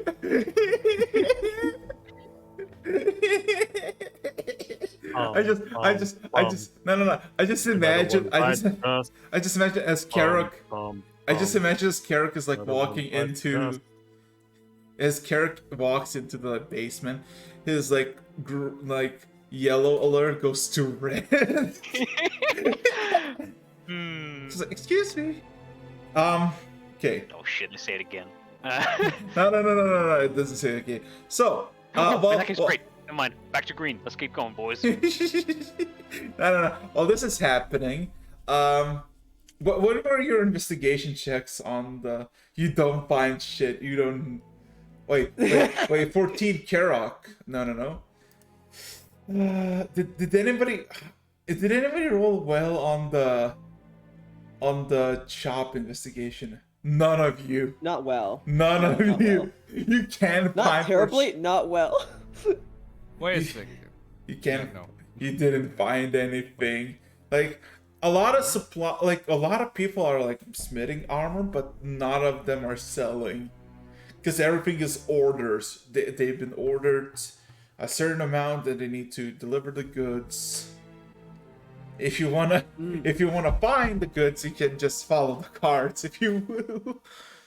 And we like ask this. Fair enough. If you ask any of the cards, they just says if you want them so badly, just follow the cart. It's about an hour ago, so. Bed, chat. Definitely would have done that. Okay. So, you're just following. Back to Karok. Oh god. Entertaining part of our session. As you open up the door, there is immediate stairway down, and it's a bit cooler, and there are a few torches lit up, and you hear, "Excuse me." Fuck, they're following me. No, there's not following. There's just a few "excuse me," and then it goes quiet. Was there a door here? Did you say I went through a doorway? Yeah. You went to the basement. You opened up the basement door, and it seems to go even deeper. Is the voice coming from behind me? No, above you, like somebody from where you made the choice to go down is like speaking downwards. Right, I'm just gonna casually shut this door behind me. Okay. Looking around this room. What have I got here? Well, what seems to be maybe 70, 80 feet stairway down, even deeper, and what seems to be another hallway at the end of it. Let's fucking go, boys. Takes you. You wanna roll just a perception check? Oh my god. just I listen. I'm holding my dice for you. Okay. 19. So As you're walking your Tarumak way, spends a lot of his time as- doing menial shit. He as- has walked around temple as corridors. as you're walking down, and you're like halfway there, you just hear the familiar voice above you, like echoing, because it's quiet. You just hear, "Guards, guards! kind I of- think we have an Oh, shit. intruder." I kind of just turn around at this point. I kind of just put on my innocent face. Oh, sorry, can I help you? Oh, you're walking back. Oh, are they not there? No, no, Are they, no. like, You hear all you like- no, no. You heard that somebody called out when you got to the basement, and when you went even deeper, you hear from the same position just above you now. Okay, in that case, we're not gonna walk down here. We're gonna run down here. Ah, If anyone appears like at the top behind me, I imagine I hear them like opening the door or anything. I'm just gonna go back to super casual. Okay. Uh-huh. But for now, if there's no one looking, fucking let's book it. Down the stairs. Let's go. okay. You book it. do- You do- book it down the stairs. There's a bunch of torches, and there's 3 hallways. Like when you go down, 3 choices: left, right, or forward. On the left, you see about 30 feet of distance before a dead end, and 3 doors. On the right and forward, it seems to be just keep going for a lot. We're not going that way. In that case, the first option. I'm So just gonna, assuming there's no one here, again, just running off. you're going straight. To the one where there's 3 doors. Okay, so yeah, there's 3 doors. You run, and there's 3 doors. They're all simple wooden doors. Okay, ring- super like Sherlock Holmes detective time, or Fate of the Gods. I look at them. What is the difference between these doors? Which one are the gods telling me to go through? Which one is the gods? Well, This is a divine mission. Don't question it. roll me precision check. Let's go. What's your schizophrenic mind? Literally, Karok is having a schizophrenia moment. The gods will need to run. These all doors are simple and basic. All of them are pious. You don't know. They're all looking the same. How many gods are right-handed and left-handed? You don't know that. Yes, I do. Let me roll for it. Sure. Roll a check. Fuck it, let's go. Okay. With their 21. with their depictions, you realize that most of them are depicted with right hand as their Okay, primary- right door. Right door. You open the right door. And shut it behind me. Are you just immediately just clank? Yeah. I just have a simple question. There is a small little hatch, a lock, if you will. Mm-hmm. Do you want to just lock it immediately behind you? Is there a Like, key in it? Oh, no, it's no, like a like, little sliding lock. Yeah. I mean, can I hear anyone behind me? If not, No. then I have a second. Okay, in that case, no, Okay. just shut it behind me. Okay. Immediately what you realize is that there is steam in this room. As you look around, you see a bunch of beds and what seems to be ward off place with a bunch of massive wooden bases, or what's it called, baths, tubs, if you will. And you see one of them is just like in the linen curtains, you see there's one basin of water that is occupied by someone. You're in a room with someone that doesn't know what you are. I mean, okay, well, can I see them? No, there's like this No. massive linen curtain. You can hear that someone is moving in the tub of water. Can I go hypersenses? Can I tell anything about the person on the other side of this? Oh my god, unless you want to peek through the curtains. No. Okay, Alright. perception. Like, Perception. reevaluating. Okay. Perception. And then if I can't get anything, I'm just backing out of here. I'm backing out of here. No, this is that's the greatest greatest quote. Get out of here, Karak. Roll again. Roll again? Oh, You put it in that great yeah, greatest you quote. put it. section. You put it in greatest quotes.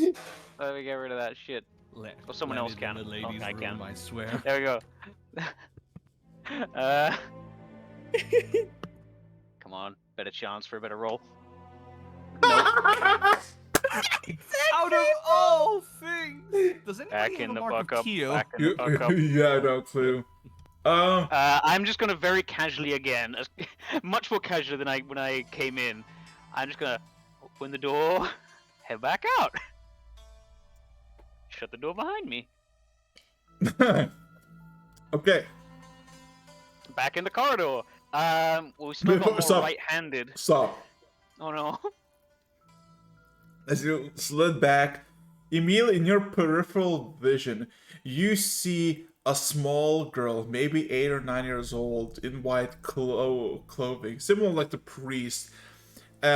Simple, short, brown hair, blue eyes, as she looks at you innocently and asks, "What you looking for, mister?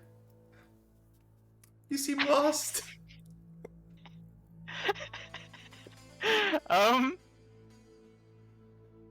I'm just gonna kind of look at them for a second, trying to think of an answer, and then I will kind of look blankly at the incense in my hand, and then kind of just look back at them and say, "I seem to have gotten slightly lost. Do you know where the storage of incense is kept? I'm slightly." She nods. She nods decidedly. "Can I take you there?" Of course, of course. She grabs That's you, probably- immediately grabs you by the hand, or like your finger just drags you. Fuck, I've been arrested by a child. Well, this could have gone worse. So here's Actually, no, I won't say that yet. No, I retract this statement. So what happens is, step. She walks you backwards to the threshold where you could have chose which hallway to proceed, and then she takes you upstairs. And are you resisting or not? Roll to punch out, child. No. This is a moment. Kim, I need you. Kim. No. I think that any resistance would just cause more trouble. Okay, Yeah, okay. I'm just gonna very calmly and casually head back up. Okay, so immediately as you kind of walk halfway back, and she's like very politely like, is she just like politely like pulls you and she says, "My name is Sava. What is yours?" My name is Karok. She nods excitedly. "Are you new to this place, Karok?" I am new to the city quite generally, actually. "I've never been to the city. I've only been here in the temple." As soon as you walk, as soon as you walk like halfway through, the door just opens up, and you see these two fucking guards in this white metal plate, not swords drawn, but by their hills, immediately open up as you see this elderly woman, maybe in her 70s, 80s. She just kind of points, I heard, and then she kind of eyes you. Kara points at you. And your friend, the girl, it just says, no, he's with me. Right? I She just kinda give a very calm nod. Like, yeah. The one that accused you, Kara, just kind of looks blank in disbelief. The two soldiers, they look, Kara, like they could beat the living shit out of you if they just wanted to. Give me a second, let me find a fucking picture. Just Karok right now. yeah, I'm with the kid. So imagine instead of a staff, right? Instead of a fucking staff, it's just a nice little sheeted blade. And nothing else. Give me a second. But yeah, these two individuals kind of take a few steps down from the doorway. As they look at the girl and says, "Is it true?" The girl just like very cheerfully just nods her head like without a care in the world. And both of them just kind of look at you, Karok. You are dismissed as the lady demands, but if you will go here without any more without an escort, you shall be punished. Give me a second. Give me a second, I'm gonna show you this. Where is it? There you go. What? Wow. Yes. That. Yes. Okay, that's fucking badass. Carol and gives terrifying. a kind of basically the Patrick Bateman laugh, and then gives a kind of like, of course, gives a deep bow. My deepest apologies. Please keep up the divine work. And with that, I will just like casually let the kid drag me past. Okay, I'm gonna say something. Passive insight from Karok. You realize that you know that you did wrong, but they're not gonna do anything to you because she said so. You're in the graces of a child this very second. Yeah, boy. Let's go. Let's fucking go. Pick your allies wisely. I am just gonna be. I am not gonna complain about this. Yeah. Partly because yes, he is aware if this goes wrong, he could literally be fucking murdered right now. But also because it seems to be working out. Yeah. So where does the child take me? So the child actually takes you to the fucking garden. Just gonna casually follow along. Everybody just kind of stops what they're doing immediately as you take steps, because you might not realize everybody has a specific color scheme, right? You don't have that color scheme. Carrick is very aware of this. Disguises are not his forte. But anyway, just gonna keep going. Are the guards following? The guards are basically standing on the top of the stairway going to the garden and just kind of yeah. Alright. When we're like out of like immediate hearing distance, I'm gonna kind of glance back down at the kid and be like, "So, you say you've never been in the city?" She nods. Yeah, I mean, I'm staying here. These are my family, my friends. kind of just nods as he glances around the garden. Seems quite nice. Then again, I suppose technically the temple is in the city, so you have been in the city. She nods again. I guess you're right. Nods back. She Like a basically few seconds of silent walking. So in the garden itself, in this like the elevated place, there is a small little hallway with a door, and she takes you there, and there's like a bunch of like pouches and buckets and all kinds, and there's like this like open bag with incense. I will, as my cover story goes, just kind of very calmly like refill this. As I'm doing it, I kind of glance over back at the kids. Do you have a name? She kind of blinks. I told you my name. My apologies. I was dropped several times as a child. You're much safer here than I was. My name is Selva. Elva. She nods. Very nice name. Now come, Continues let's filling it in. let's go and put the incense back where it needs to. And she kind of grabs you and pulls you. I feel like I am the child here. But still, being a child has currently saved my life, so I'm not gonna question it. So, would you like to know something? Anything?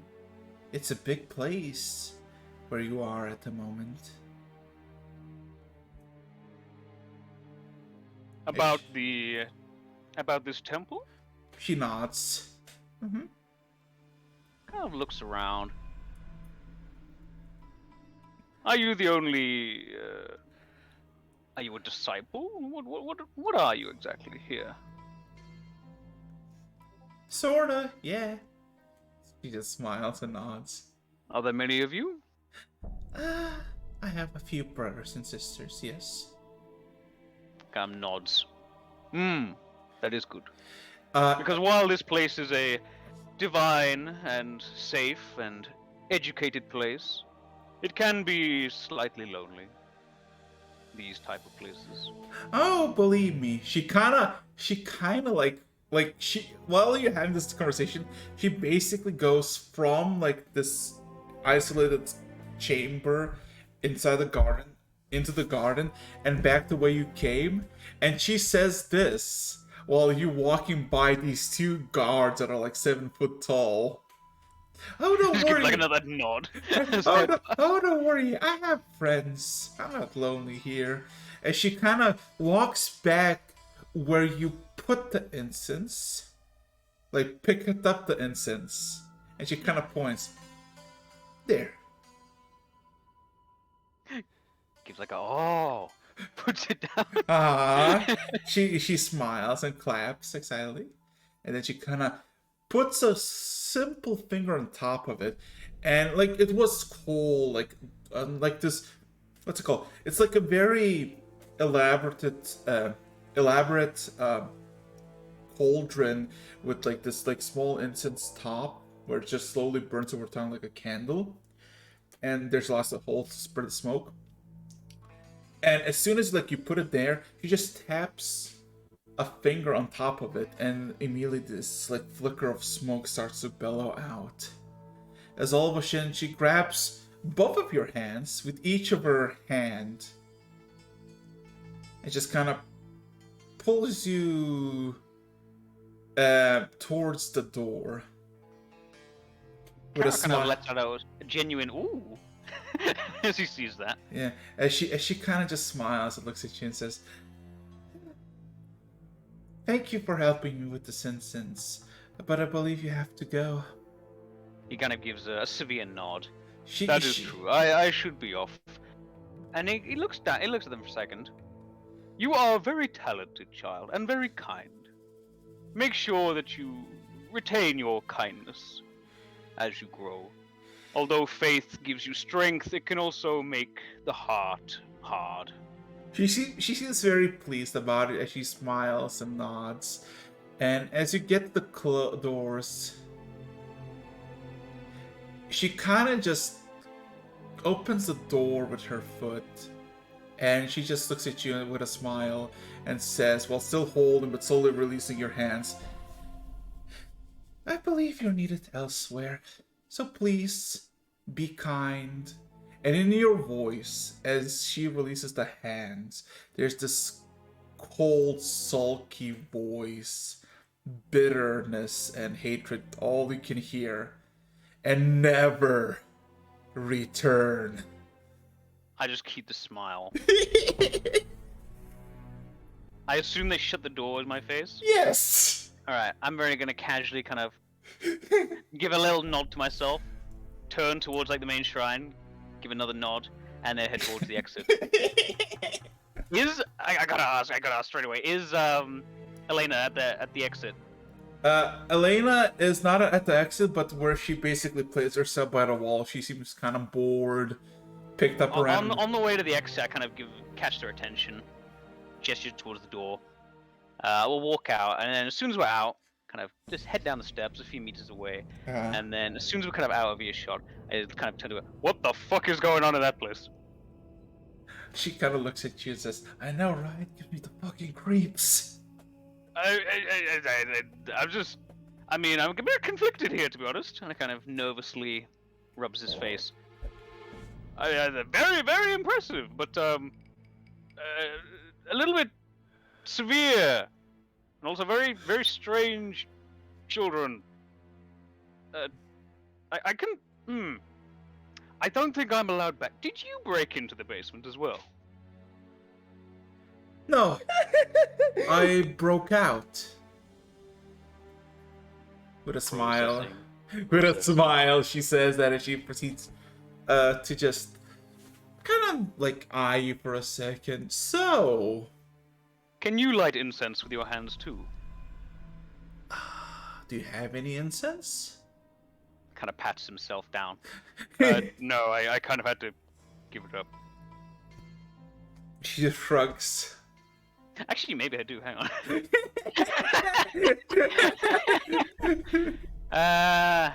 No, I don't. It's very sad. I am just crumpling your belief in God every fucking moment. I'm loving it. Anyway, wanna cut back to someone else? Yeah, so, you know what, Carrick, just give me a decision. What are you gonna do?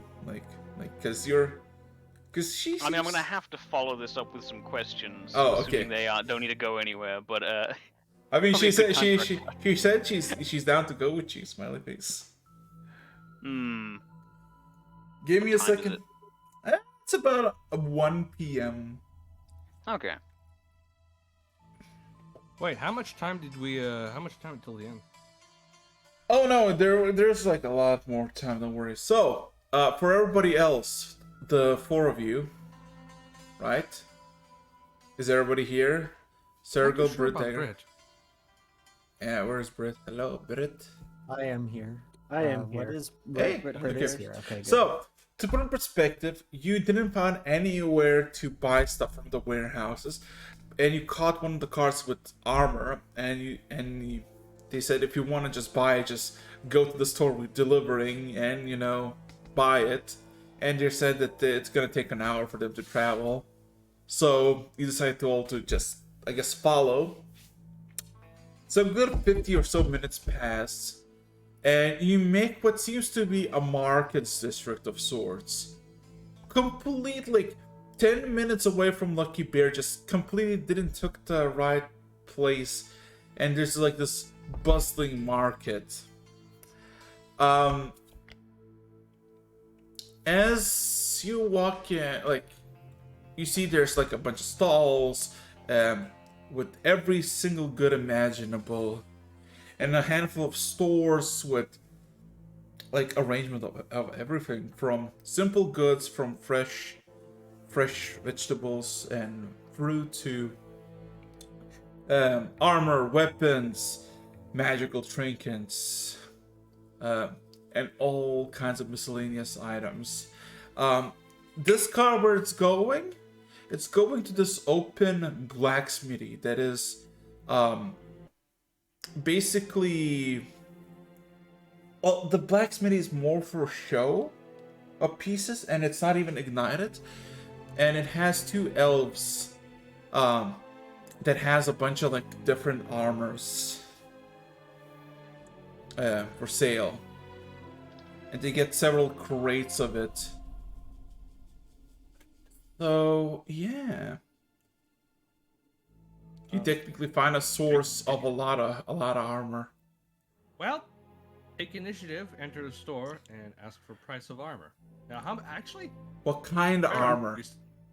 Baron, Yes. What do you need? how many? What armor do we need? I'm thinking full plate for myself, if I can. Full plate is, if it's, I mean, it depends how expensive it is. We probably end up going for half plate, but if full plate's an option, it's nice. Chainmail is what we traditionally go through as paladins. But So we can't go heavy armor. 'Cause heavy you can go has a heavy armor. tank. Shit. You can go half plate. Half plate's decent, but it's just like full plate is usually expensive. So just ask their prices for the type of armors for chainmail, half plate, and full plate. Right. Okay. 'Cause those are the ones But we how many consider as armor do we paladins. need? Well, if I remember correctly, I mean, this is kind of obvious. You can just look at the characters. Which characters didn't have armor on? Only him. Only What? him? Yeah. I'm the only one who did not have armor? You did. Your armor got destroyed when you know. Oh, that's right. Yeah, you were kind of obliterated. It's You're- because Oh, it's right, because right, it's but- because okay. Dagger was in the garden when it started and he wasn't wearing his armor. Oh, no, That's no, what he- we- he had his armor. I survived past you. He got guys. he I was the last disintegrated. one. Yeah. I was the last Yeah, one. yeah. All right. So Yeah, so like since it's just you, can probably do fully plate, but ask for the price. The Okay, price is dagger. so pretty simple. Scale, like not scale mail. Half plate is Chainmail. 800 gold pieces. Full plate is 1,200. Chainmail is 120, and scale mail is 75.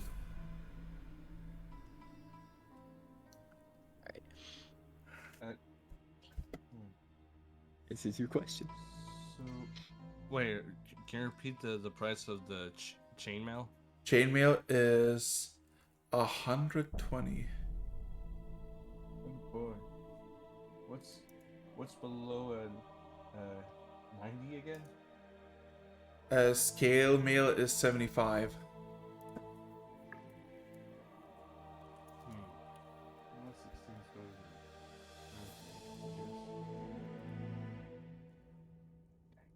Scale mail is a medium armor, by the way.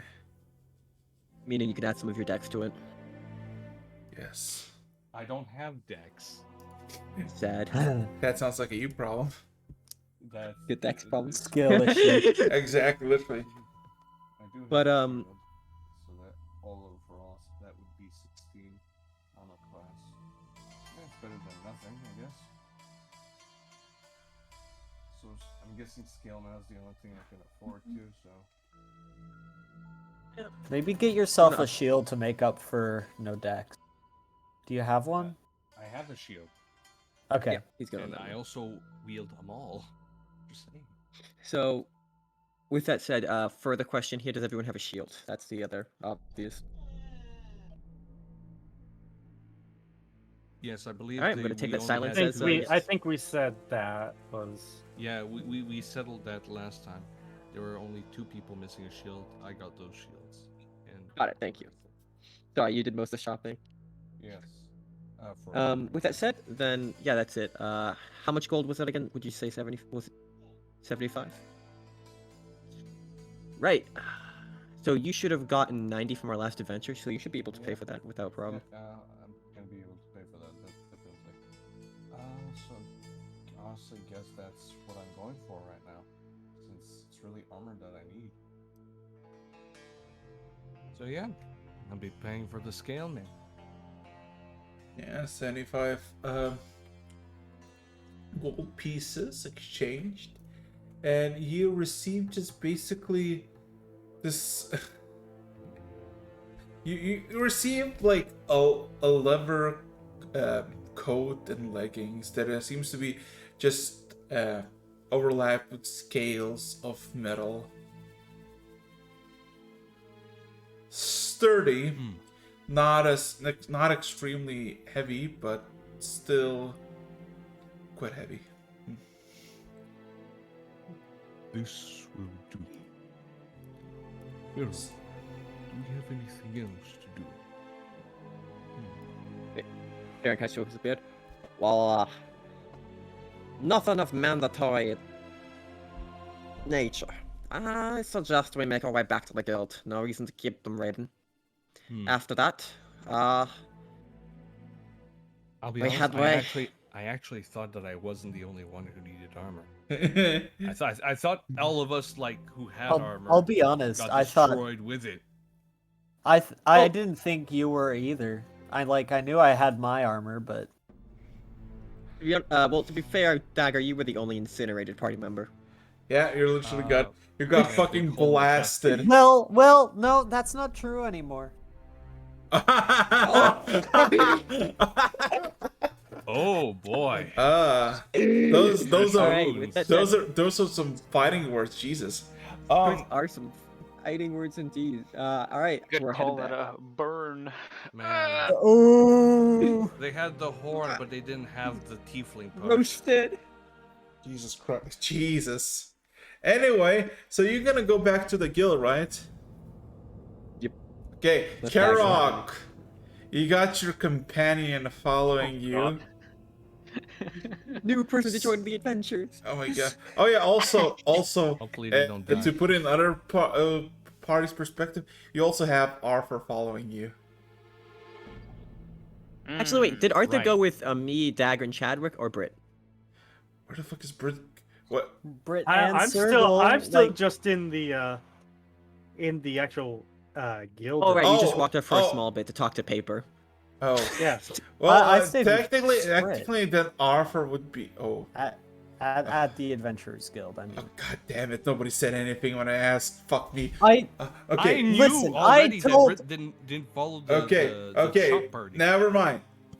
So Brit and Circle Arthur is with you. Yeah. So technically, an hour would have passed, and you basically realize that there's only 3 of you in the guild hall, and Arthur just kind of exclaims, "So what are we gonna do?"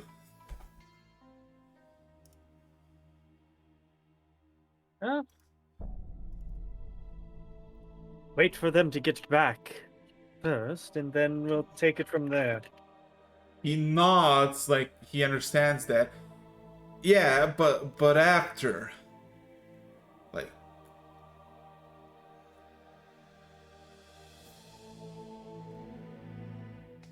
Well, he patiently waits for your a response. it's a bit complicated. Our main goal is to reunite with our leader, Tarumak. Uh-huh. He went missing before. Takes a big breath. It's like our town was destroyed. Hmm. Hmm. I Let's see. find afterwards. Other than that, we don't have much of a plan. Hmm. Well.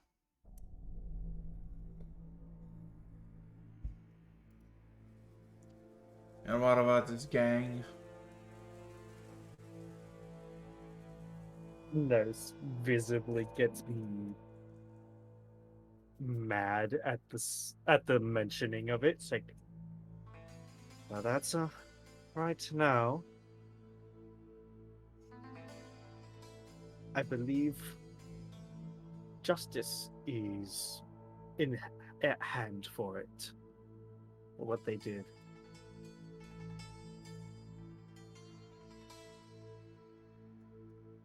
Hmm. I can tell you this: making us their enemy will more than likely be the worst decision.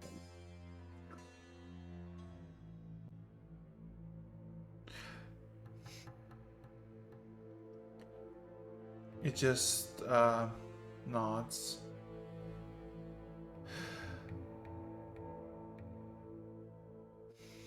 Hmm. Well. I guess Karok.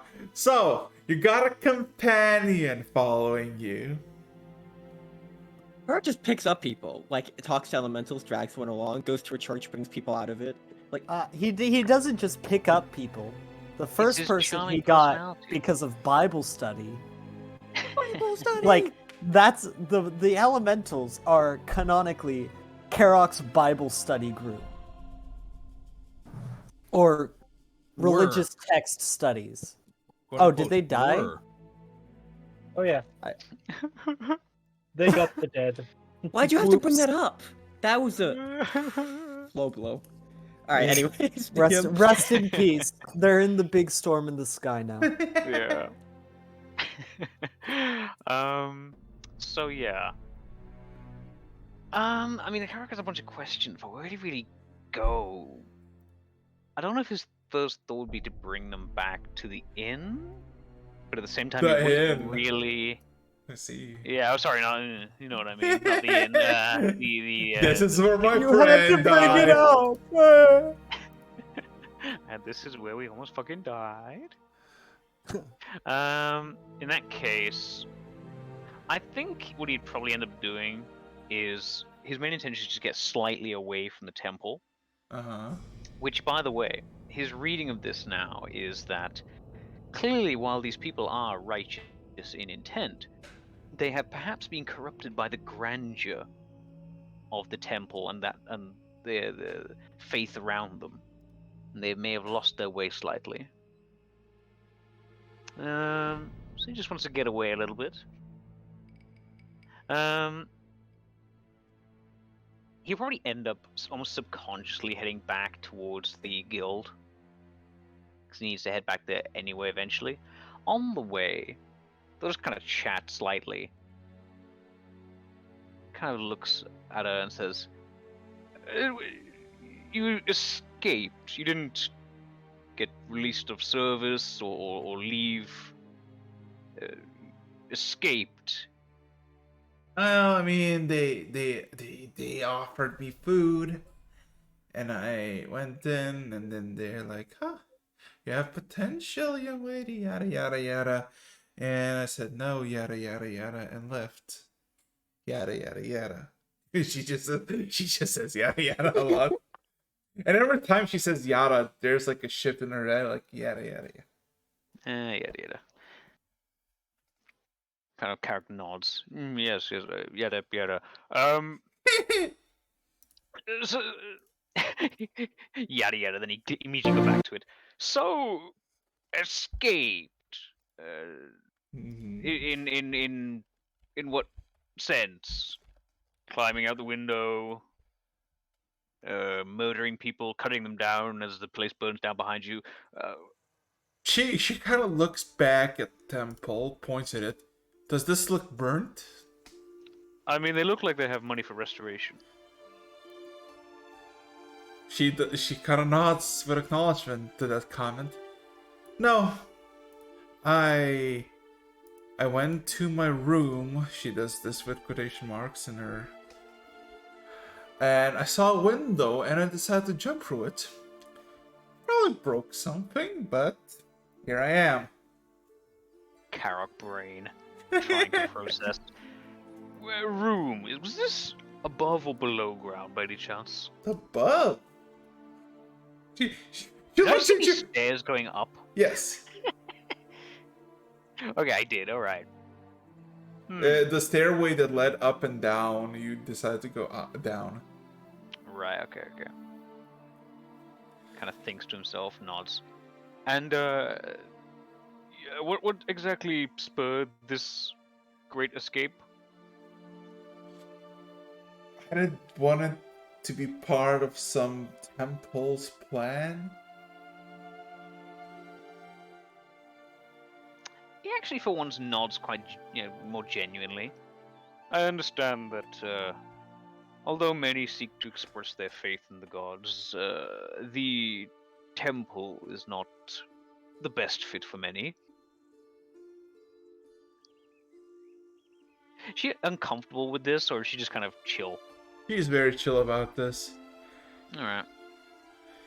In that case, he kind of nods his head for a few moments and walks in silence. So, when she left, how long ago was that? When I left?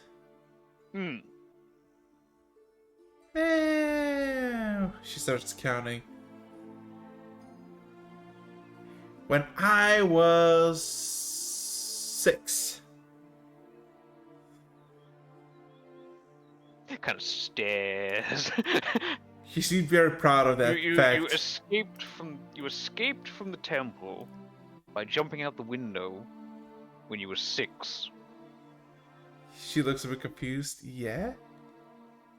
I kind of look back at the temple. Where are the windows I can see? You look at the windows and you realize it's like maybe like a 30 feet drop to the ground.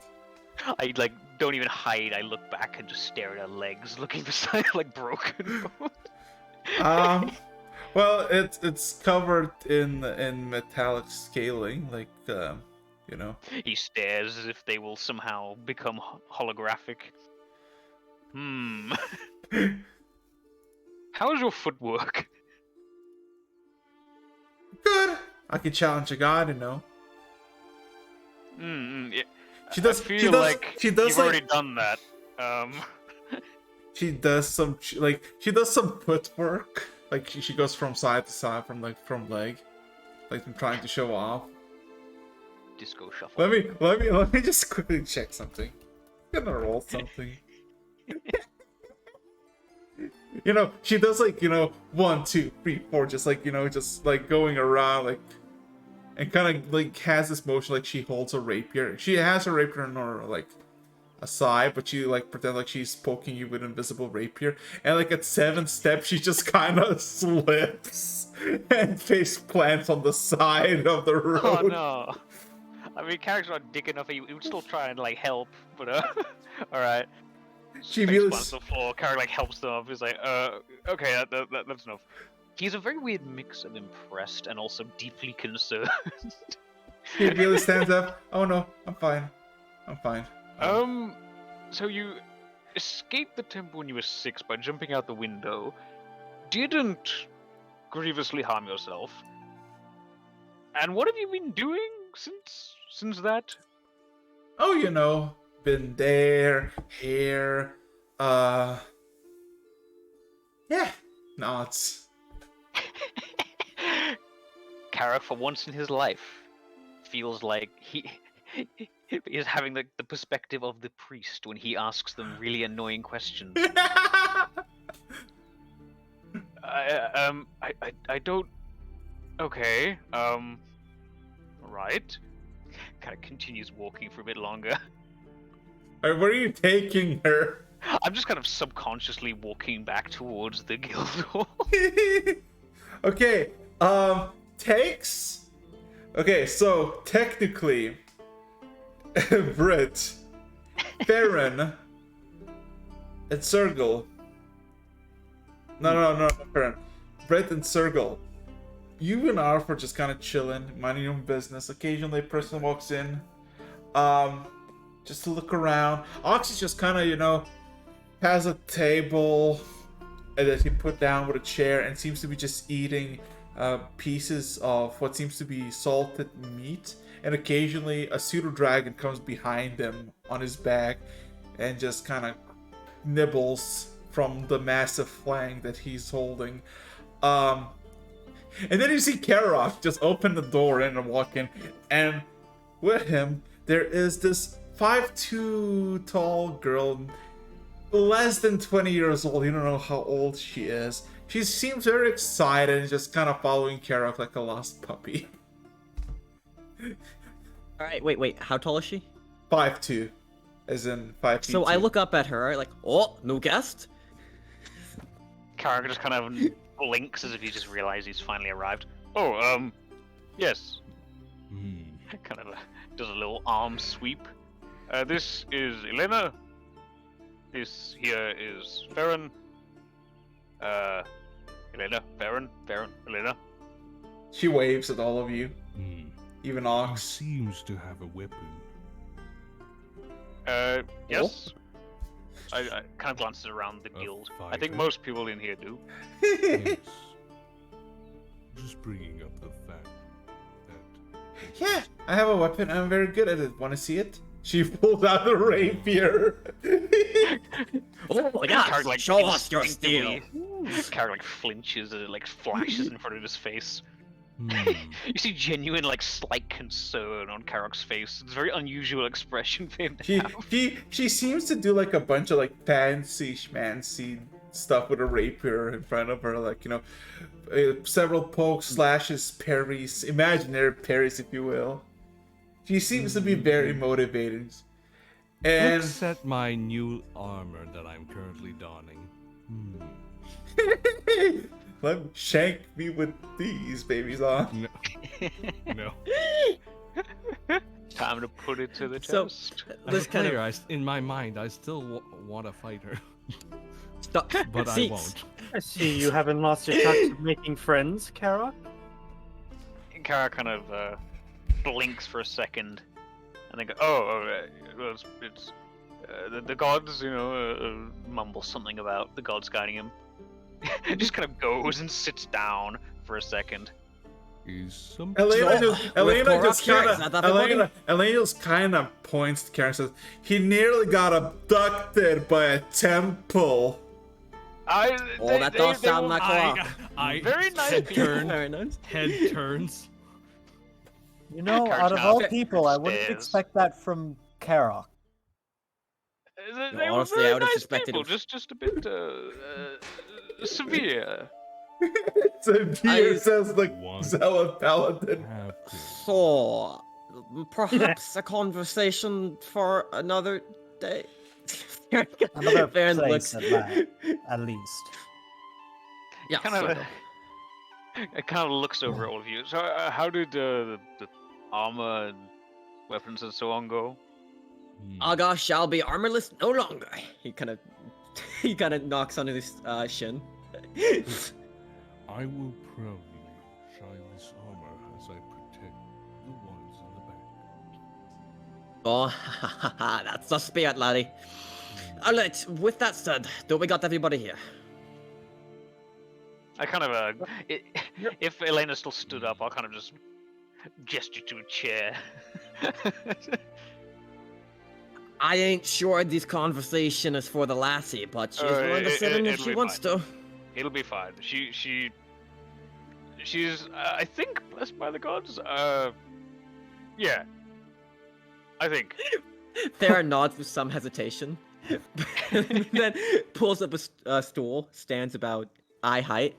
Darling, as you all know, we're grieving right now. We lost one of our members. And we have a straight path to take out the people and look into what caused this all. But I want your heads on straight as we go on about this. We have a quest beyond this that we must consider. And remember, we're paladins. We don't fight for the dead.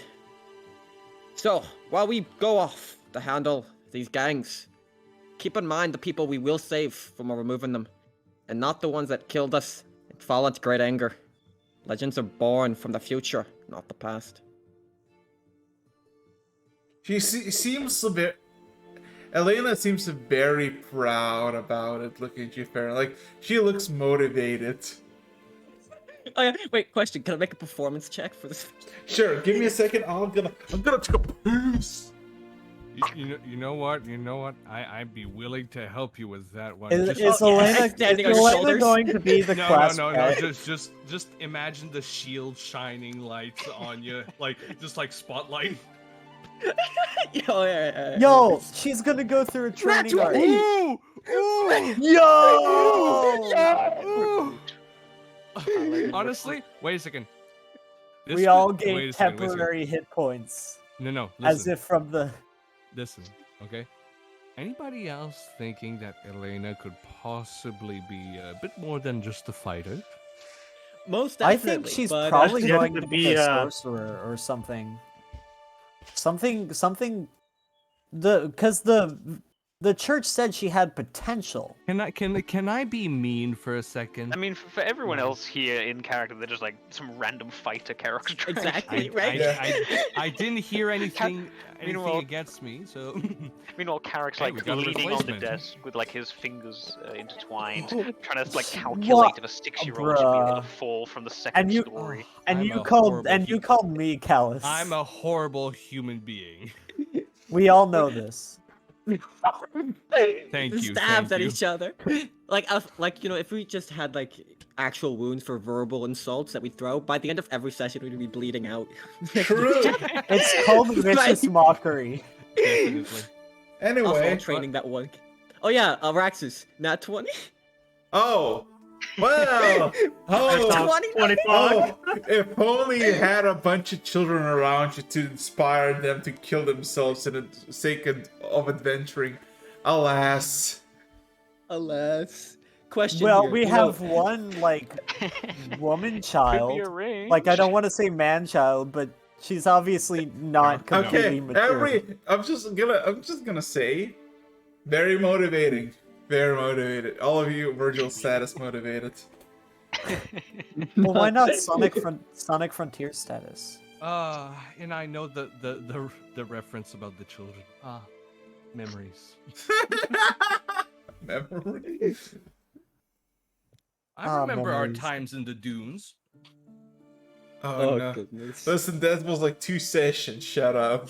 I know, but there were Well- eventful. Anyway, yes.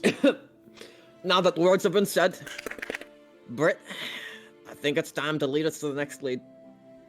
Kind of gets down from the stool. Gives a nod. It's like, yes, I do believe it is time. Okay. So I assume you're gonna head towards the barracks.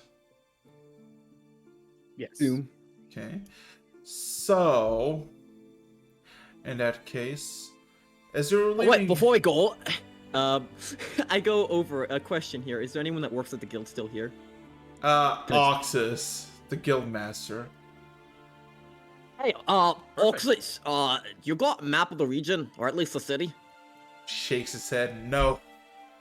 I do not Well, it's believe in these pesky maps. Barbarian moment. Wow. You know what? Respect.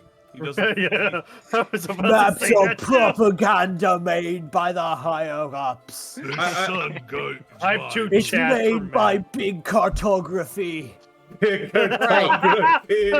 I'll ask around then.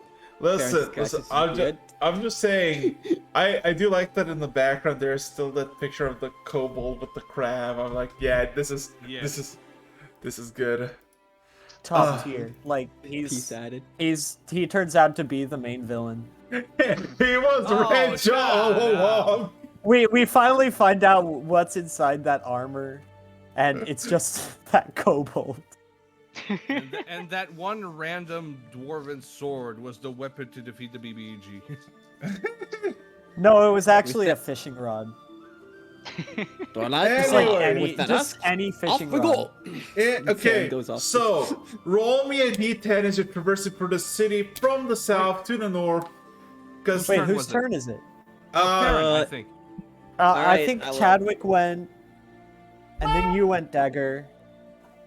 Yeah, no, So, it's yeah. dagger. Then, no, I was. Yeah. Anyways. we rolled. 8. Oh.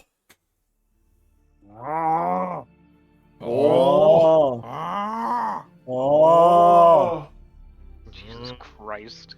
Oh. No one just clicks on the stream, they just think we've come to it. Okay, Oh. okay.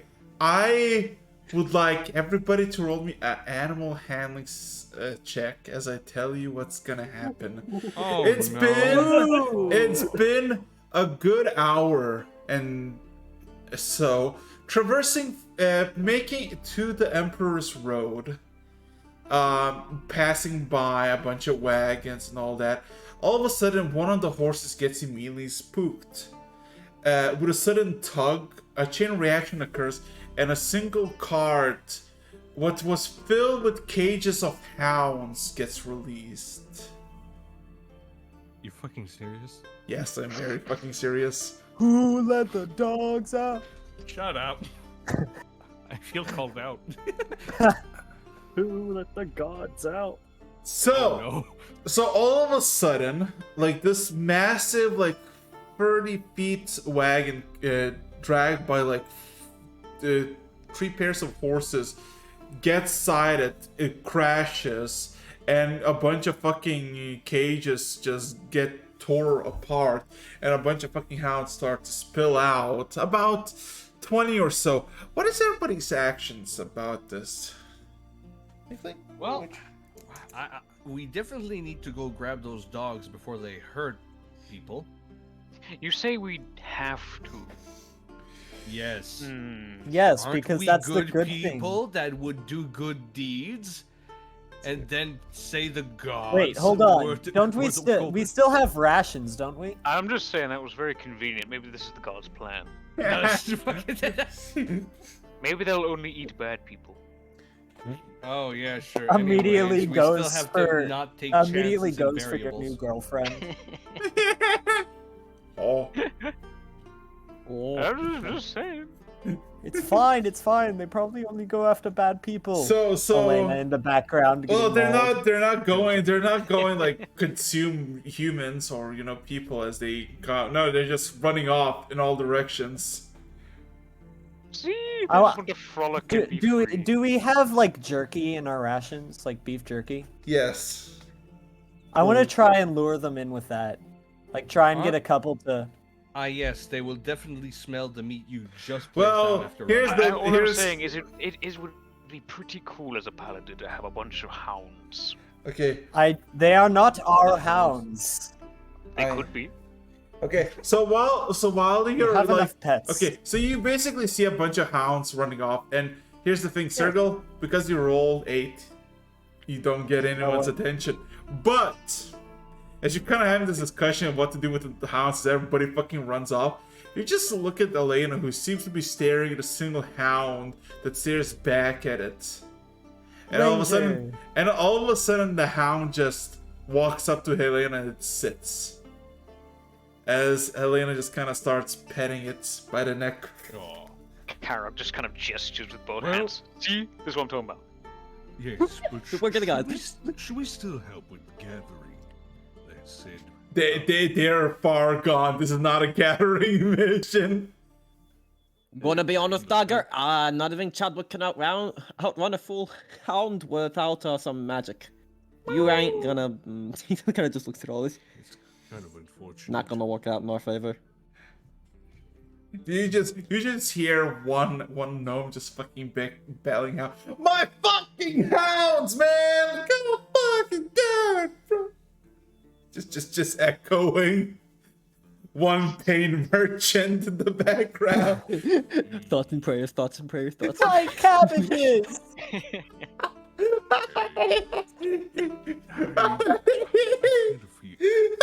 You ever- If something happens to those hounds. Oh my fucking god! Just imagine Perry just rides I'm by. sure the guards can. I'm sure the guards can assist him. Guards can assist him. Oh my fucking god! I'm not particularly an expert with canines. Or- I mean, For if that they're not matter. gonna come back, he obviously wasn't a very good owner. Look, guys, Or we don't they're have the just very time for ragdoll. indecision. Let's just keep moving on. If we get requested to help, we can consider it then. Otherwise, let's move. I Oh agree boy! with Farron. Oh fuck me! I just imagine fucking Terry just fucking strolls up on Chadwick by the merchant, does the hashtag with his fingers, be like, Thoughts and prayers. Thoughts and prayers, laddie. God bless you, and I hope your day goes better. Hound running away is a blessing from the gods for today. Roll me another D10, one of you. Let's go. Next Karak, one will be good Karak. luck. Yeah. Oh, D10. Roll something horrible for us, please. 3. Oh god. Pog. Yes. Ooh. Hey, what can I say? Except you're welcome. Perception check, everybody, and character roll insight. The dogs all become hellhounds. Oh. And also Whoops, that's 11d20.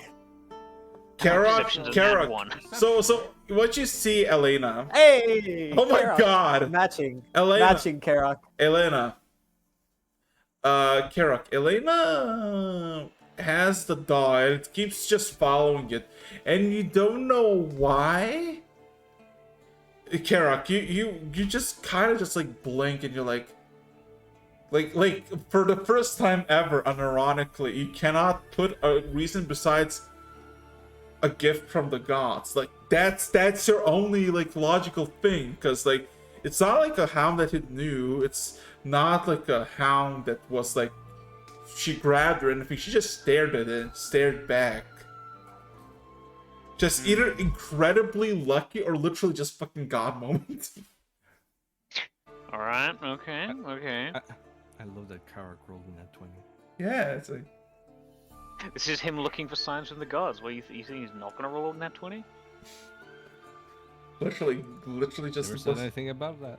literally blessing of the gods. Literally hashtag god moment.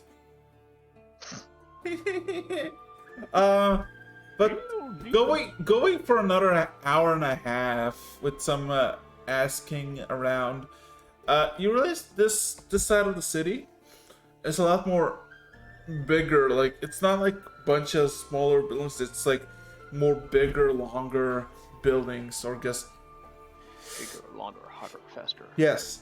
Blot out the sun. And Farron, Right? Walking down the streets, it's like about 2-ish, 3-ish p.m. About an hour after the Hound incident, the Hound is still following Elena. Occasionally, she just kind of pets the dog, continuing following you. You start to see, like, in the corners, like, in the street, just random people start just looking at all of you. Like not like, a particular type, but like a bunch of different people. Roll me an insight check, if you will. Everyone? No, only Theron.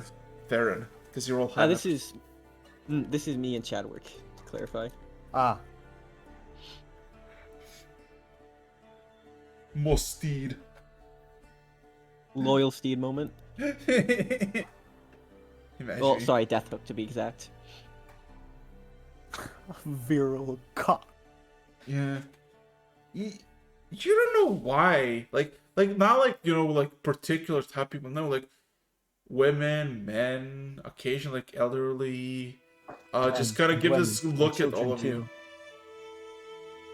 Just kind of give you this look for a few moments and look away. Continue what you're doing. Elderly, exactly. Like not to you, but like to your entire group, and you don't really know why. It's kind of odd. Right. You don't get any malicious intent, like you're being watched. Okay. Yeah. Just. I mean, like, aren't the Kangs already on my back already? Panic. But eventually, about 2 hours and 30 minutes after you went on your journey to find God damn it. Jesus fucking Christ. To find Olish's barracks, eventually you do find it, and it's this very nice wooden wall like space where there are quite a lot of sounds of fighting going on. There's supposed to be a gate, but the gate has been basically taken off, and you see there's several fighting pits, and there's just a lot of dwarves and humans fighting in those pits with wooden swords and shields, or just wooden weapons, or barehanded. About in this barracks, just a general vicinity, about like 40 so people, everybody preemptively busy. You see are the superiors of these men, either perfecting their forms by telling what they're doing wrong or right, barking orders for people to change out, rotate themselves so everybody get a move on, and kind of everybody's preoccupied with work. But one lady, a very interesting lady by all means, an elderly woman, maybe in her 40s, 50s, pale white skin, this nice, almost mithril-like armor, a plain iron sword and shield, and has this massive scar across her face that seems to blind her left eye. The other eye is pristine brown, clear color. And she kind of approaches all of you, eyes you all of you for a second. May I help you? I glance at Britt, and if Britt doesn't immediately chirp up, Fanrel. Alright. Oh. Interesting. No. Alright, so then Farron's like, wait, are you saying something, Britt? Sorry. We're looking for someone. She looked expectantly as she said that. Okay, what was the name? Oza, a halfling. That. I say that. No, Farron just chirps up as you stumble for a second. So, Okay. In character correction. I see. Yes. Ah. Him. She kind of sighs. She kind of sighs immediately. Oh, that old coot. She immediately like snaps her finger, just kind of points behind her towards this like sent this order size, like the one that you've been like a few days ago, but it's a lot more older, a lot more, I guess, overgrown with moss in specific spots. Bigger than the headquarters of a keep, but a lot more worn. As she just says, go in, to the right, 4th floor, ask for a guard.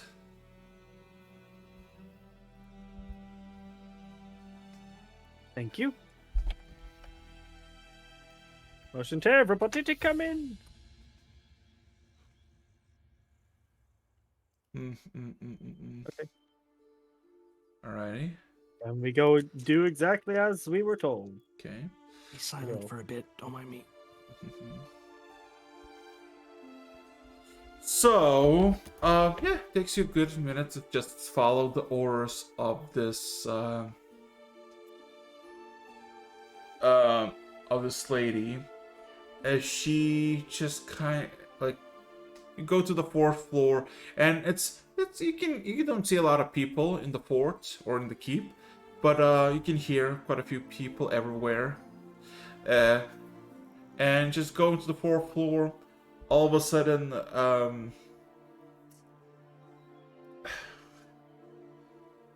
the guard immediately points at the door where Ozzy is, which is like the second immediately to the right as you enter to the 4th floor, but says immediately, I wouldn't go there if I were you. He has company. And he kind of, like, this guard is like maybe in his mid-20s,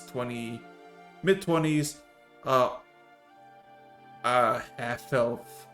And while he looks like very confident about himself, he like he has this look of like, you can go, but I gave you a warning, so don't cry about it if you get scolded or something. What would you do? Karok kind of, after a moment says, "Is it religious company?" And I look at the rest of the group. If he is in some sort of religious consultation, we should not disturb him. It's the guard just really bells out. It's not religious, but it's Oh, in that case, he can make time. The man just shakes his head a bit. We'll give him a little bit, and if it's not done, then we'll. Hold on. What? Does the guard seem more nervous in like this guy is high rank, this guy who's talking to this person want to talk to, is he like above this guard? Is the person you want to roll something? Are you rolling? I want to see if he has Insight. dangerous company. Ah, Just like from the body language of insight. this guard. Insight.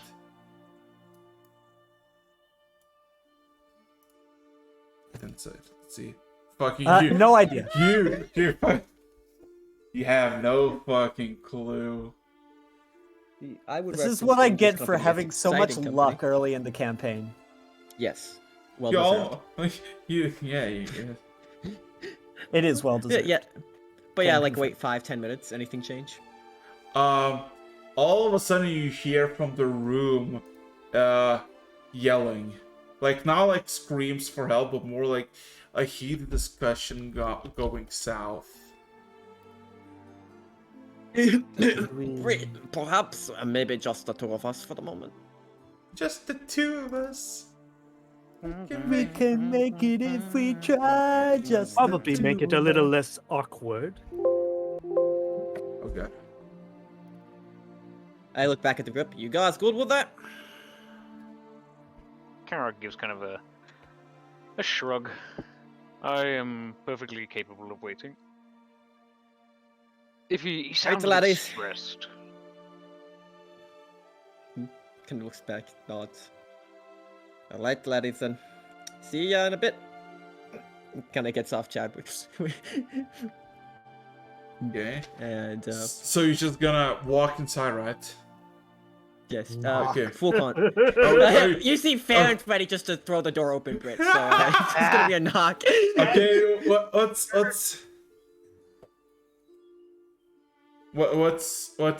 going on? Would you- Brit? Yeah, you decide. One says we knock. One says breaking the door. Fucking decide. Yeah, if Where? Brit jumps up I ahead am of me, knocks down. I am grabbing you by the shoulder, pushing you back, and knocking first. A manly voice immediately yells out, "Come in!" At that sign, he like sneaks under the legs of Brit and then the door open again. As all of a sudden you just hear, as you open the door, all of a sudden you hear, "How dare you to stop this conversation?" We I'm guessing are. this is the other guy. Yeah. What you basically see is a simple bed, a simple table, a bookshelf, and a shit ton of paper. There's more paper on the actual floor than there's anywhere else, as there seems to be a bicker between these two fine gentlemen. Give me a second. One is a halfling, simply well dressed. Maybe in his mid-40s by the looks, having just a smoke, while another, what seems to be, at first he thought it's an human, but then you think maybe it's an ASMR, as it was like yelling, "How dare you!" You saw a brilliant golden light in its eyes before it just died down, looking that you have. Well, there's you. As the pissed off human just kind of looks at all of you and looks back at the halfling and says, "We shall continue this discussion later." The halfling just kind of shrugs, waves his hand a bit, whatever.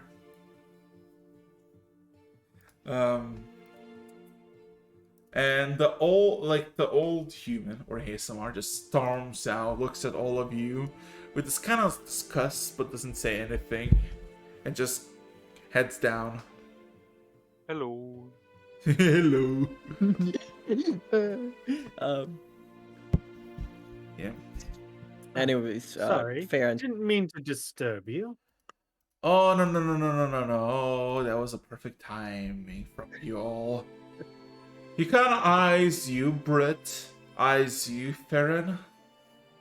finally. And then someone with takes a few stature. steps out. Before he steps out, he just says, "I think I heard." Looks out of the hallway, sees that there's a fucking rest of you, including Chadwick, the centaur. And he looks back at you, Brit. "Ah, so you're the fucking Tarumak people. I see. Well, Didn't know we were known. Our legend grows by the day.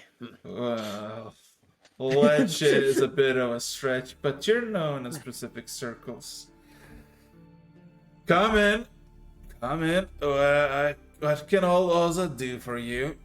He kind of sits down on this very simple chair, pushing away the papers. He just kind of ignores all the pages on the ground. Can I take a glance at those pages? Just as a man of paperwork myself. You know what? Just Perception check. Alright, this is a load. No Chadwick help. Sad. Okay. Also, it's been 3 hours. You want to continue? 18. I think we should at least finish this conversation. Yeah, Okay. finish the conversation. They all have to go. 18. Yeah. Looking around, there's a lot of notes. What seems to be just you assume there was like a order, as you see there was like maybe a theory, maybe a novel or something else. Some literature was in play, and you don't know if this had leading to something. But it seems like what you can read through just looking around, is part murder mystery or a romantic comedy, and you don't know if this is like something you don't even know what Ozza is, so you don't know if he's a writer. Is this like some detective work that he's doing? You don't really know what it is. You can't discern what's the point of all of these notes.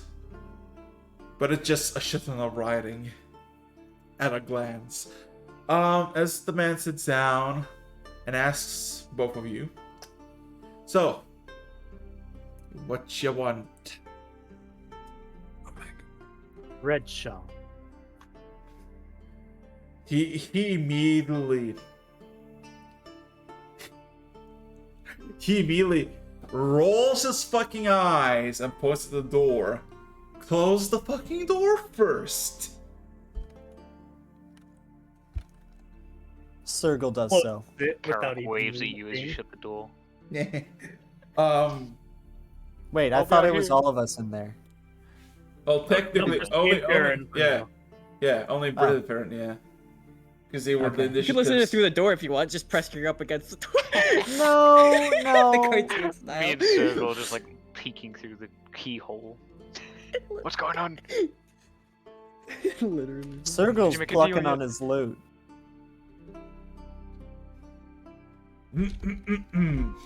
So, Redjaw, very cool for you to tackle this problem that has been plaguing the city for several years. I assume that has some correlation to do with your loss. And before you say how you know, everybody knew Sylvie. She was born and raised here. She was basically known by all and loved by many. We did pick that up as we were moving throughout the city.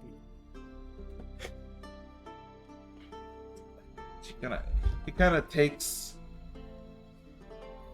a smoke, looks back at you. So, and then he just kind of goes behind the table, just like kind of gets on his force, gets behind the table. I can help you with much, because I am a retired person for this little case, for personal reasons that I wish not to disclose, but that does not mean that nobody else can take the work that I already have done.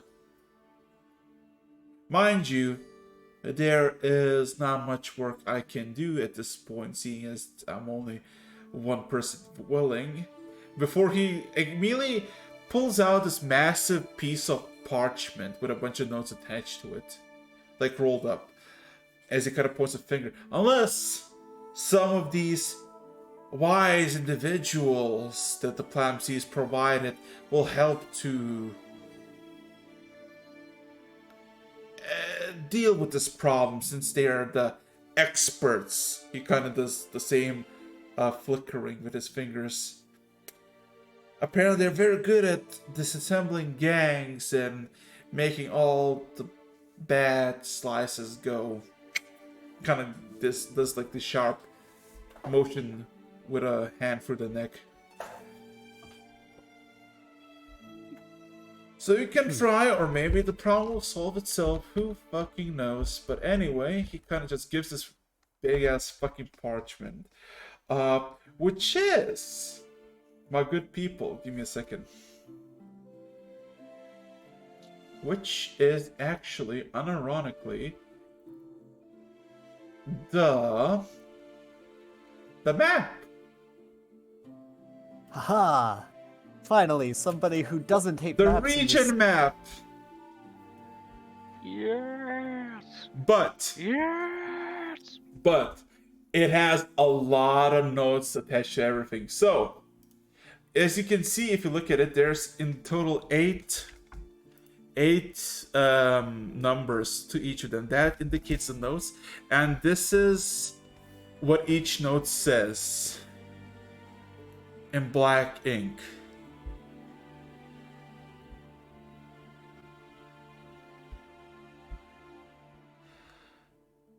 as he kind of hands it to Britt. Says, "There you go. That's how much I figured out in the past 4 years. You wanna partake in this little job and achieve this very big bounty on its head. Last I heard it was like 62,000 gold pieces. You can attempt to get it, the Red Jaw's head. But don't think anybody's coming to save you."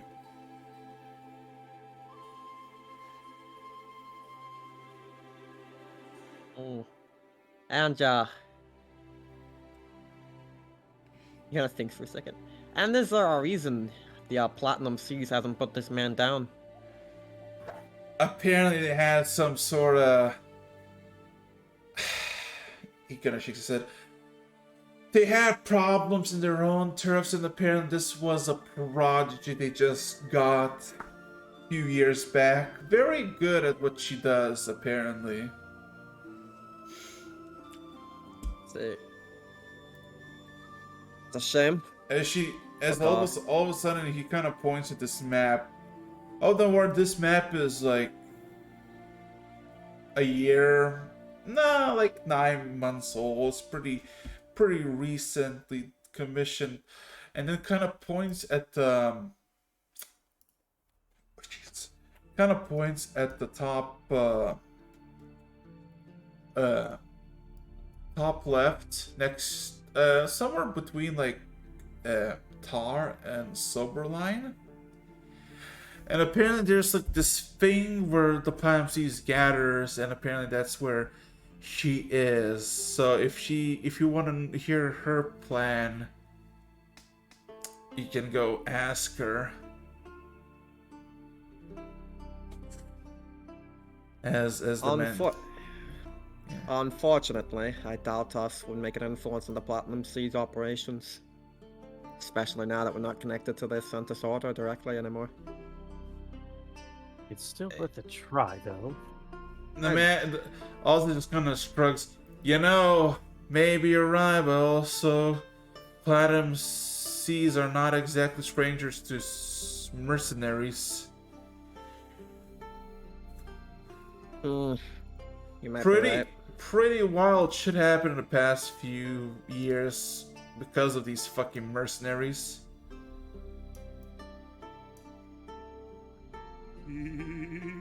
Oh, and any recommendations on which order to have these areas investigated?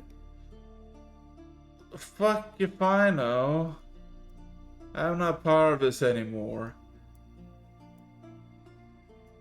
And these are not exactly clues, more like hypotheses of what could be.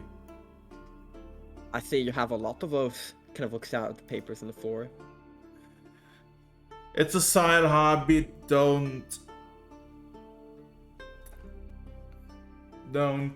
He just kind of shakes his head a bit. No.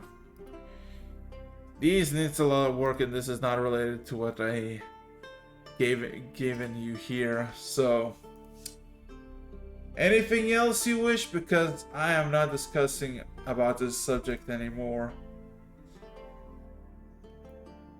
Oh, I think you've been a major help. He just nods.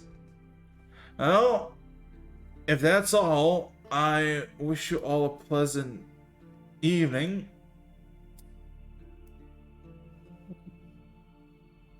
But of course. Jake gives a nod and starts turning towards the door. And now when I open the door, who's has their ear up against it? Karok. No, if you told Karok to stay away like a little puppy, he will be. We never gave that order, though. Okay. In that case, he's just kind of very close to the door. So is your new companion as well, very close to the door. Listening Very closely. inspired to adventure by the speech. Exactly. Motivated. Yeah, Fair like takes a moment, looks around the room once more, and then starts to follow suit. And as we go, it's like, well, we have our heading and a good starting point. Where to first? Adventure. Anyway, you can Yeah, figure out. yeah. You got a map. You got 8 leads, and it's not even part of your main quest. So, I guess we're gonna call it here, right? Mm-hmm. We So, don't have any more leads for the main quest. anyway, anything you want to say before I'm finishing? Yeah. Smite.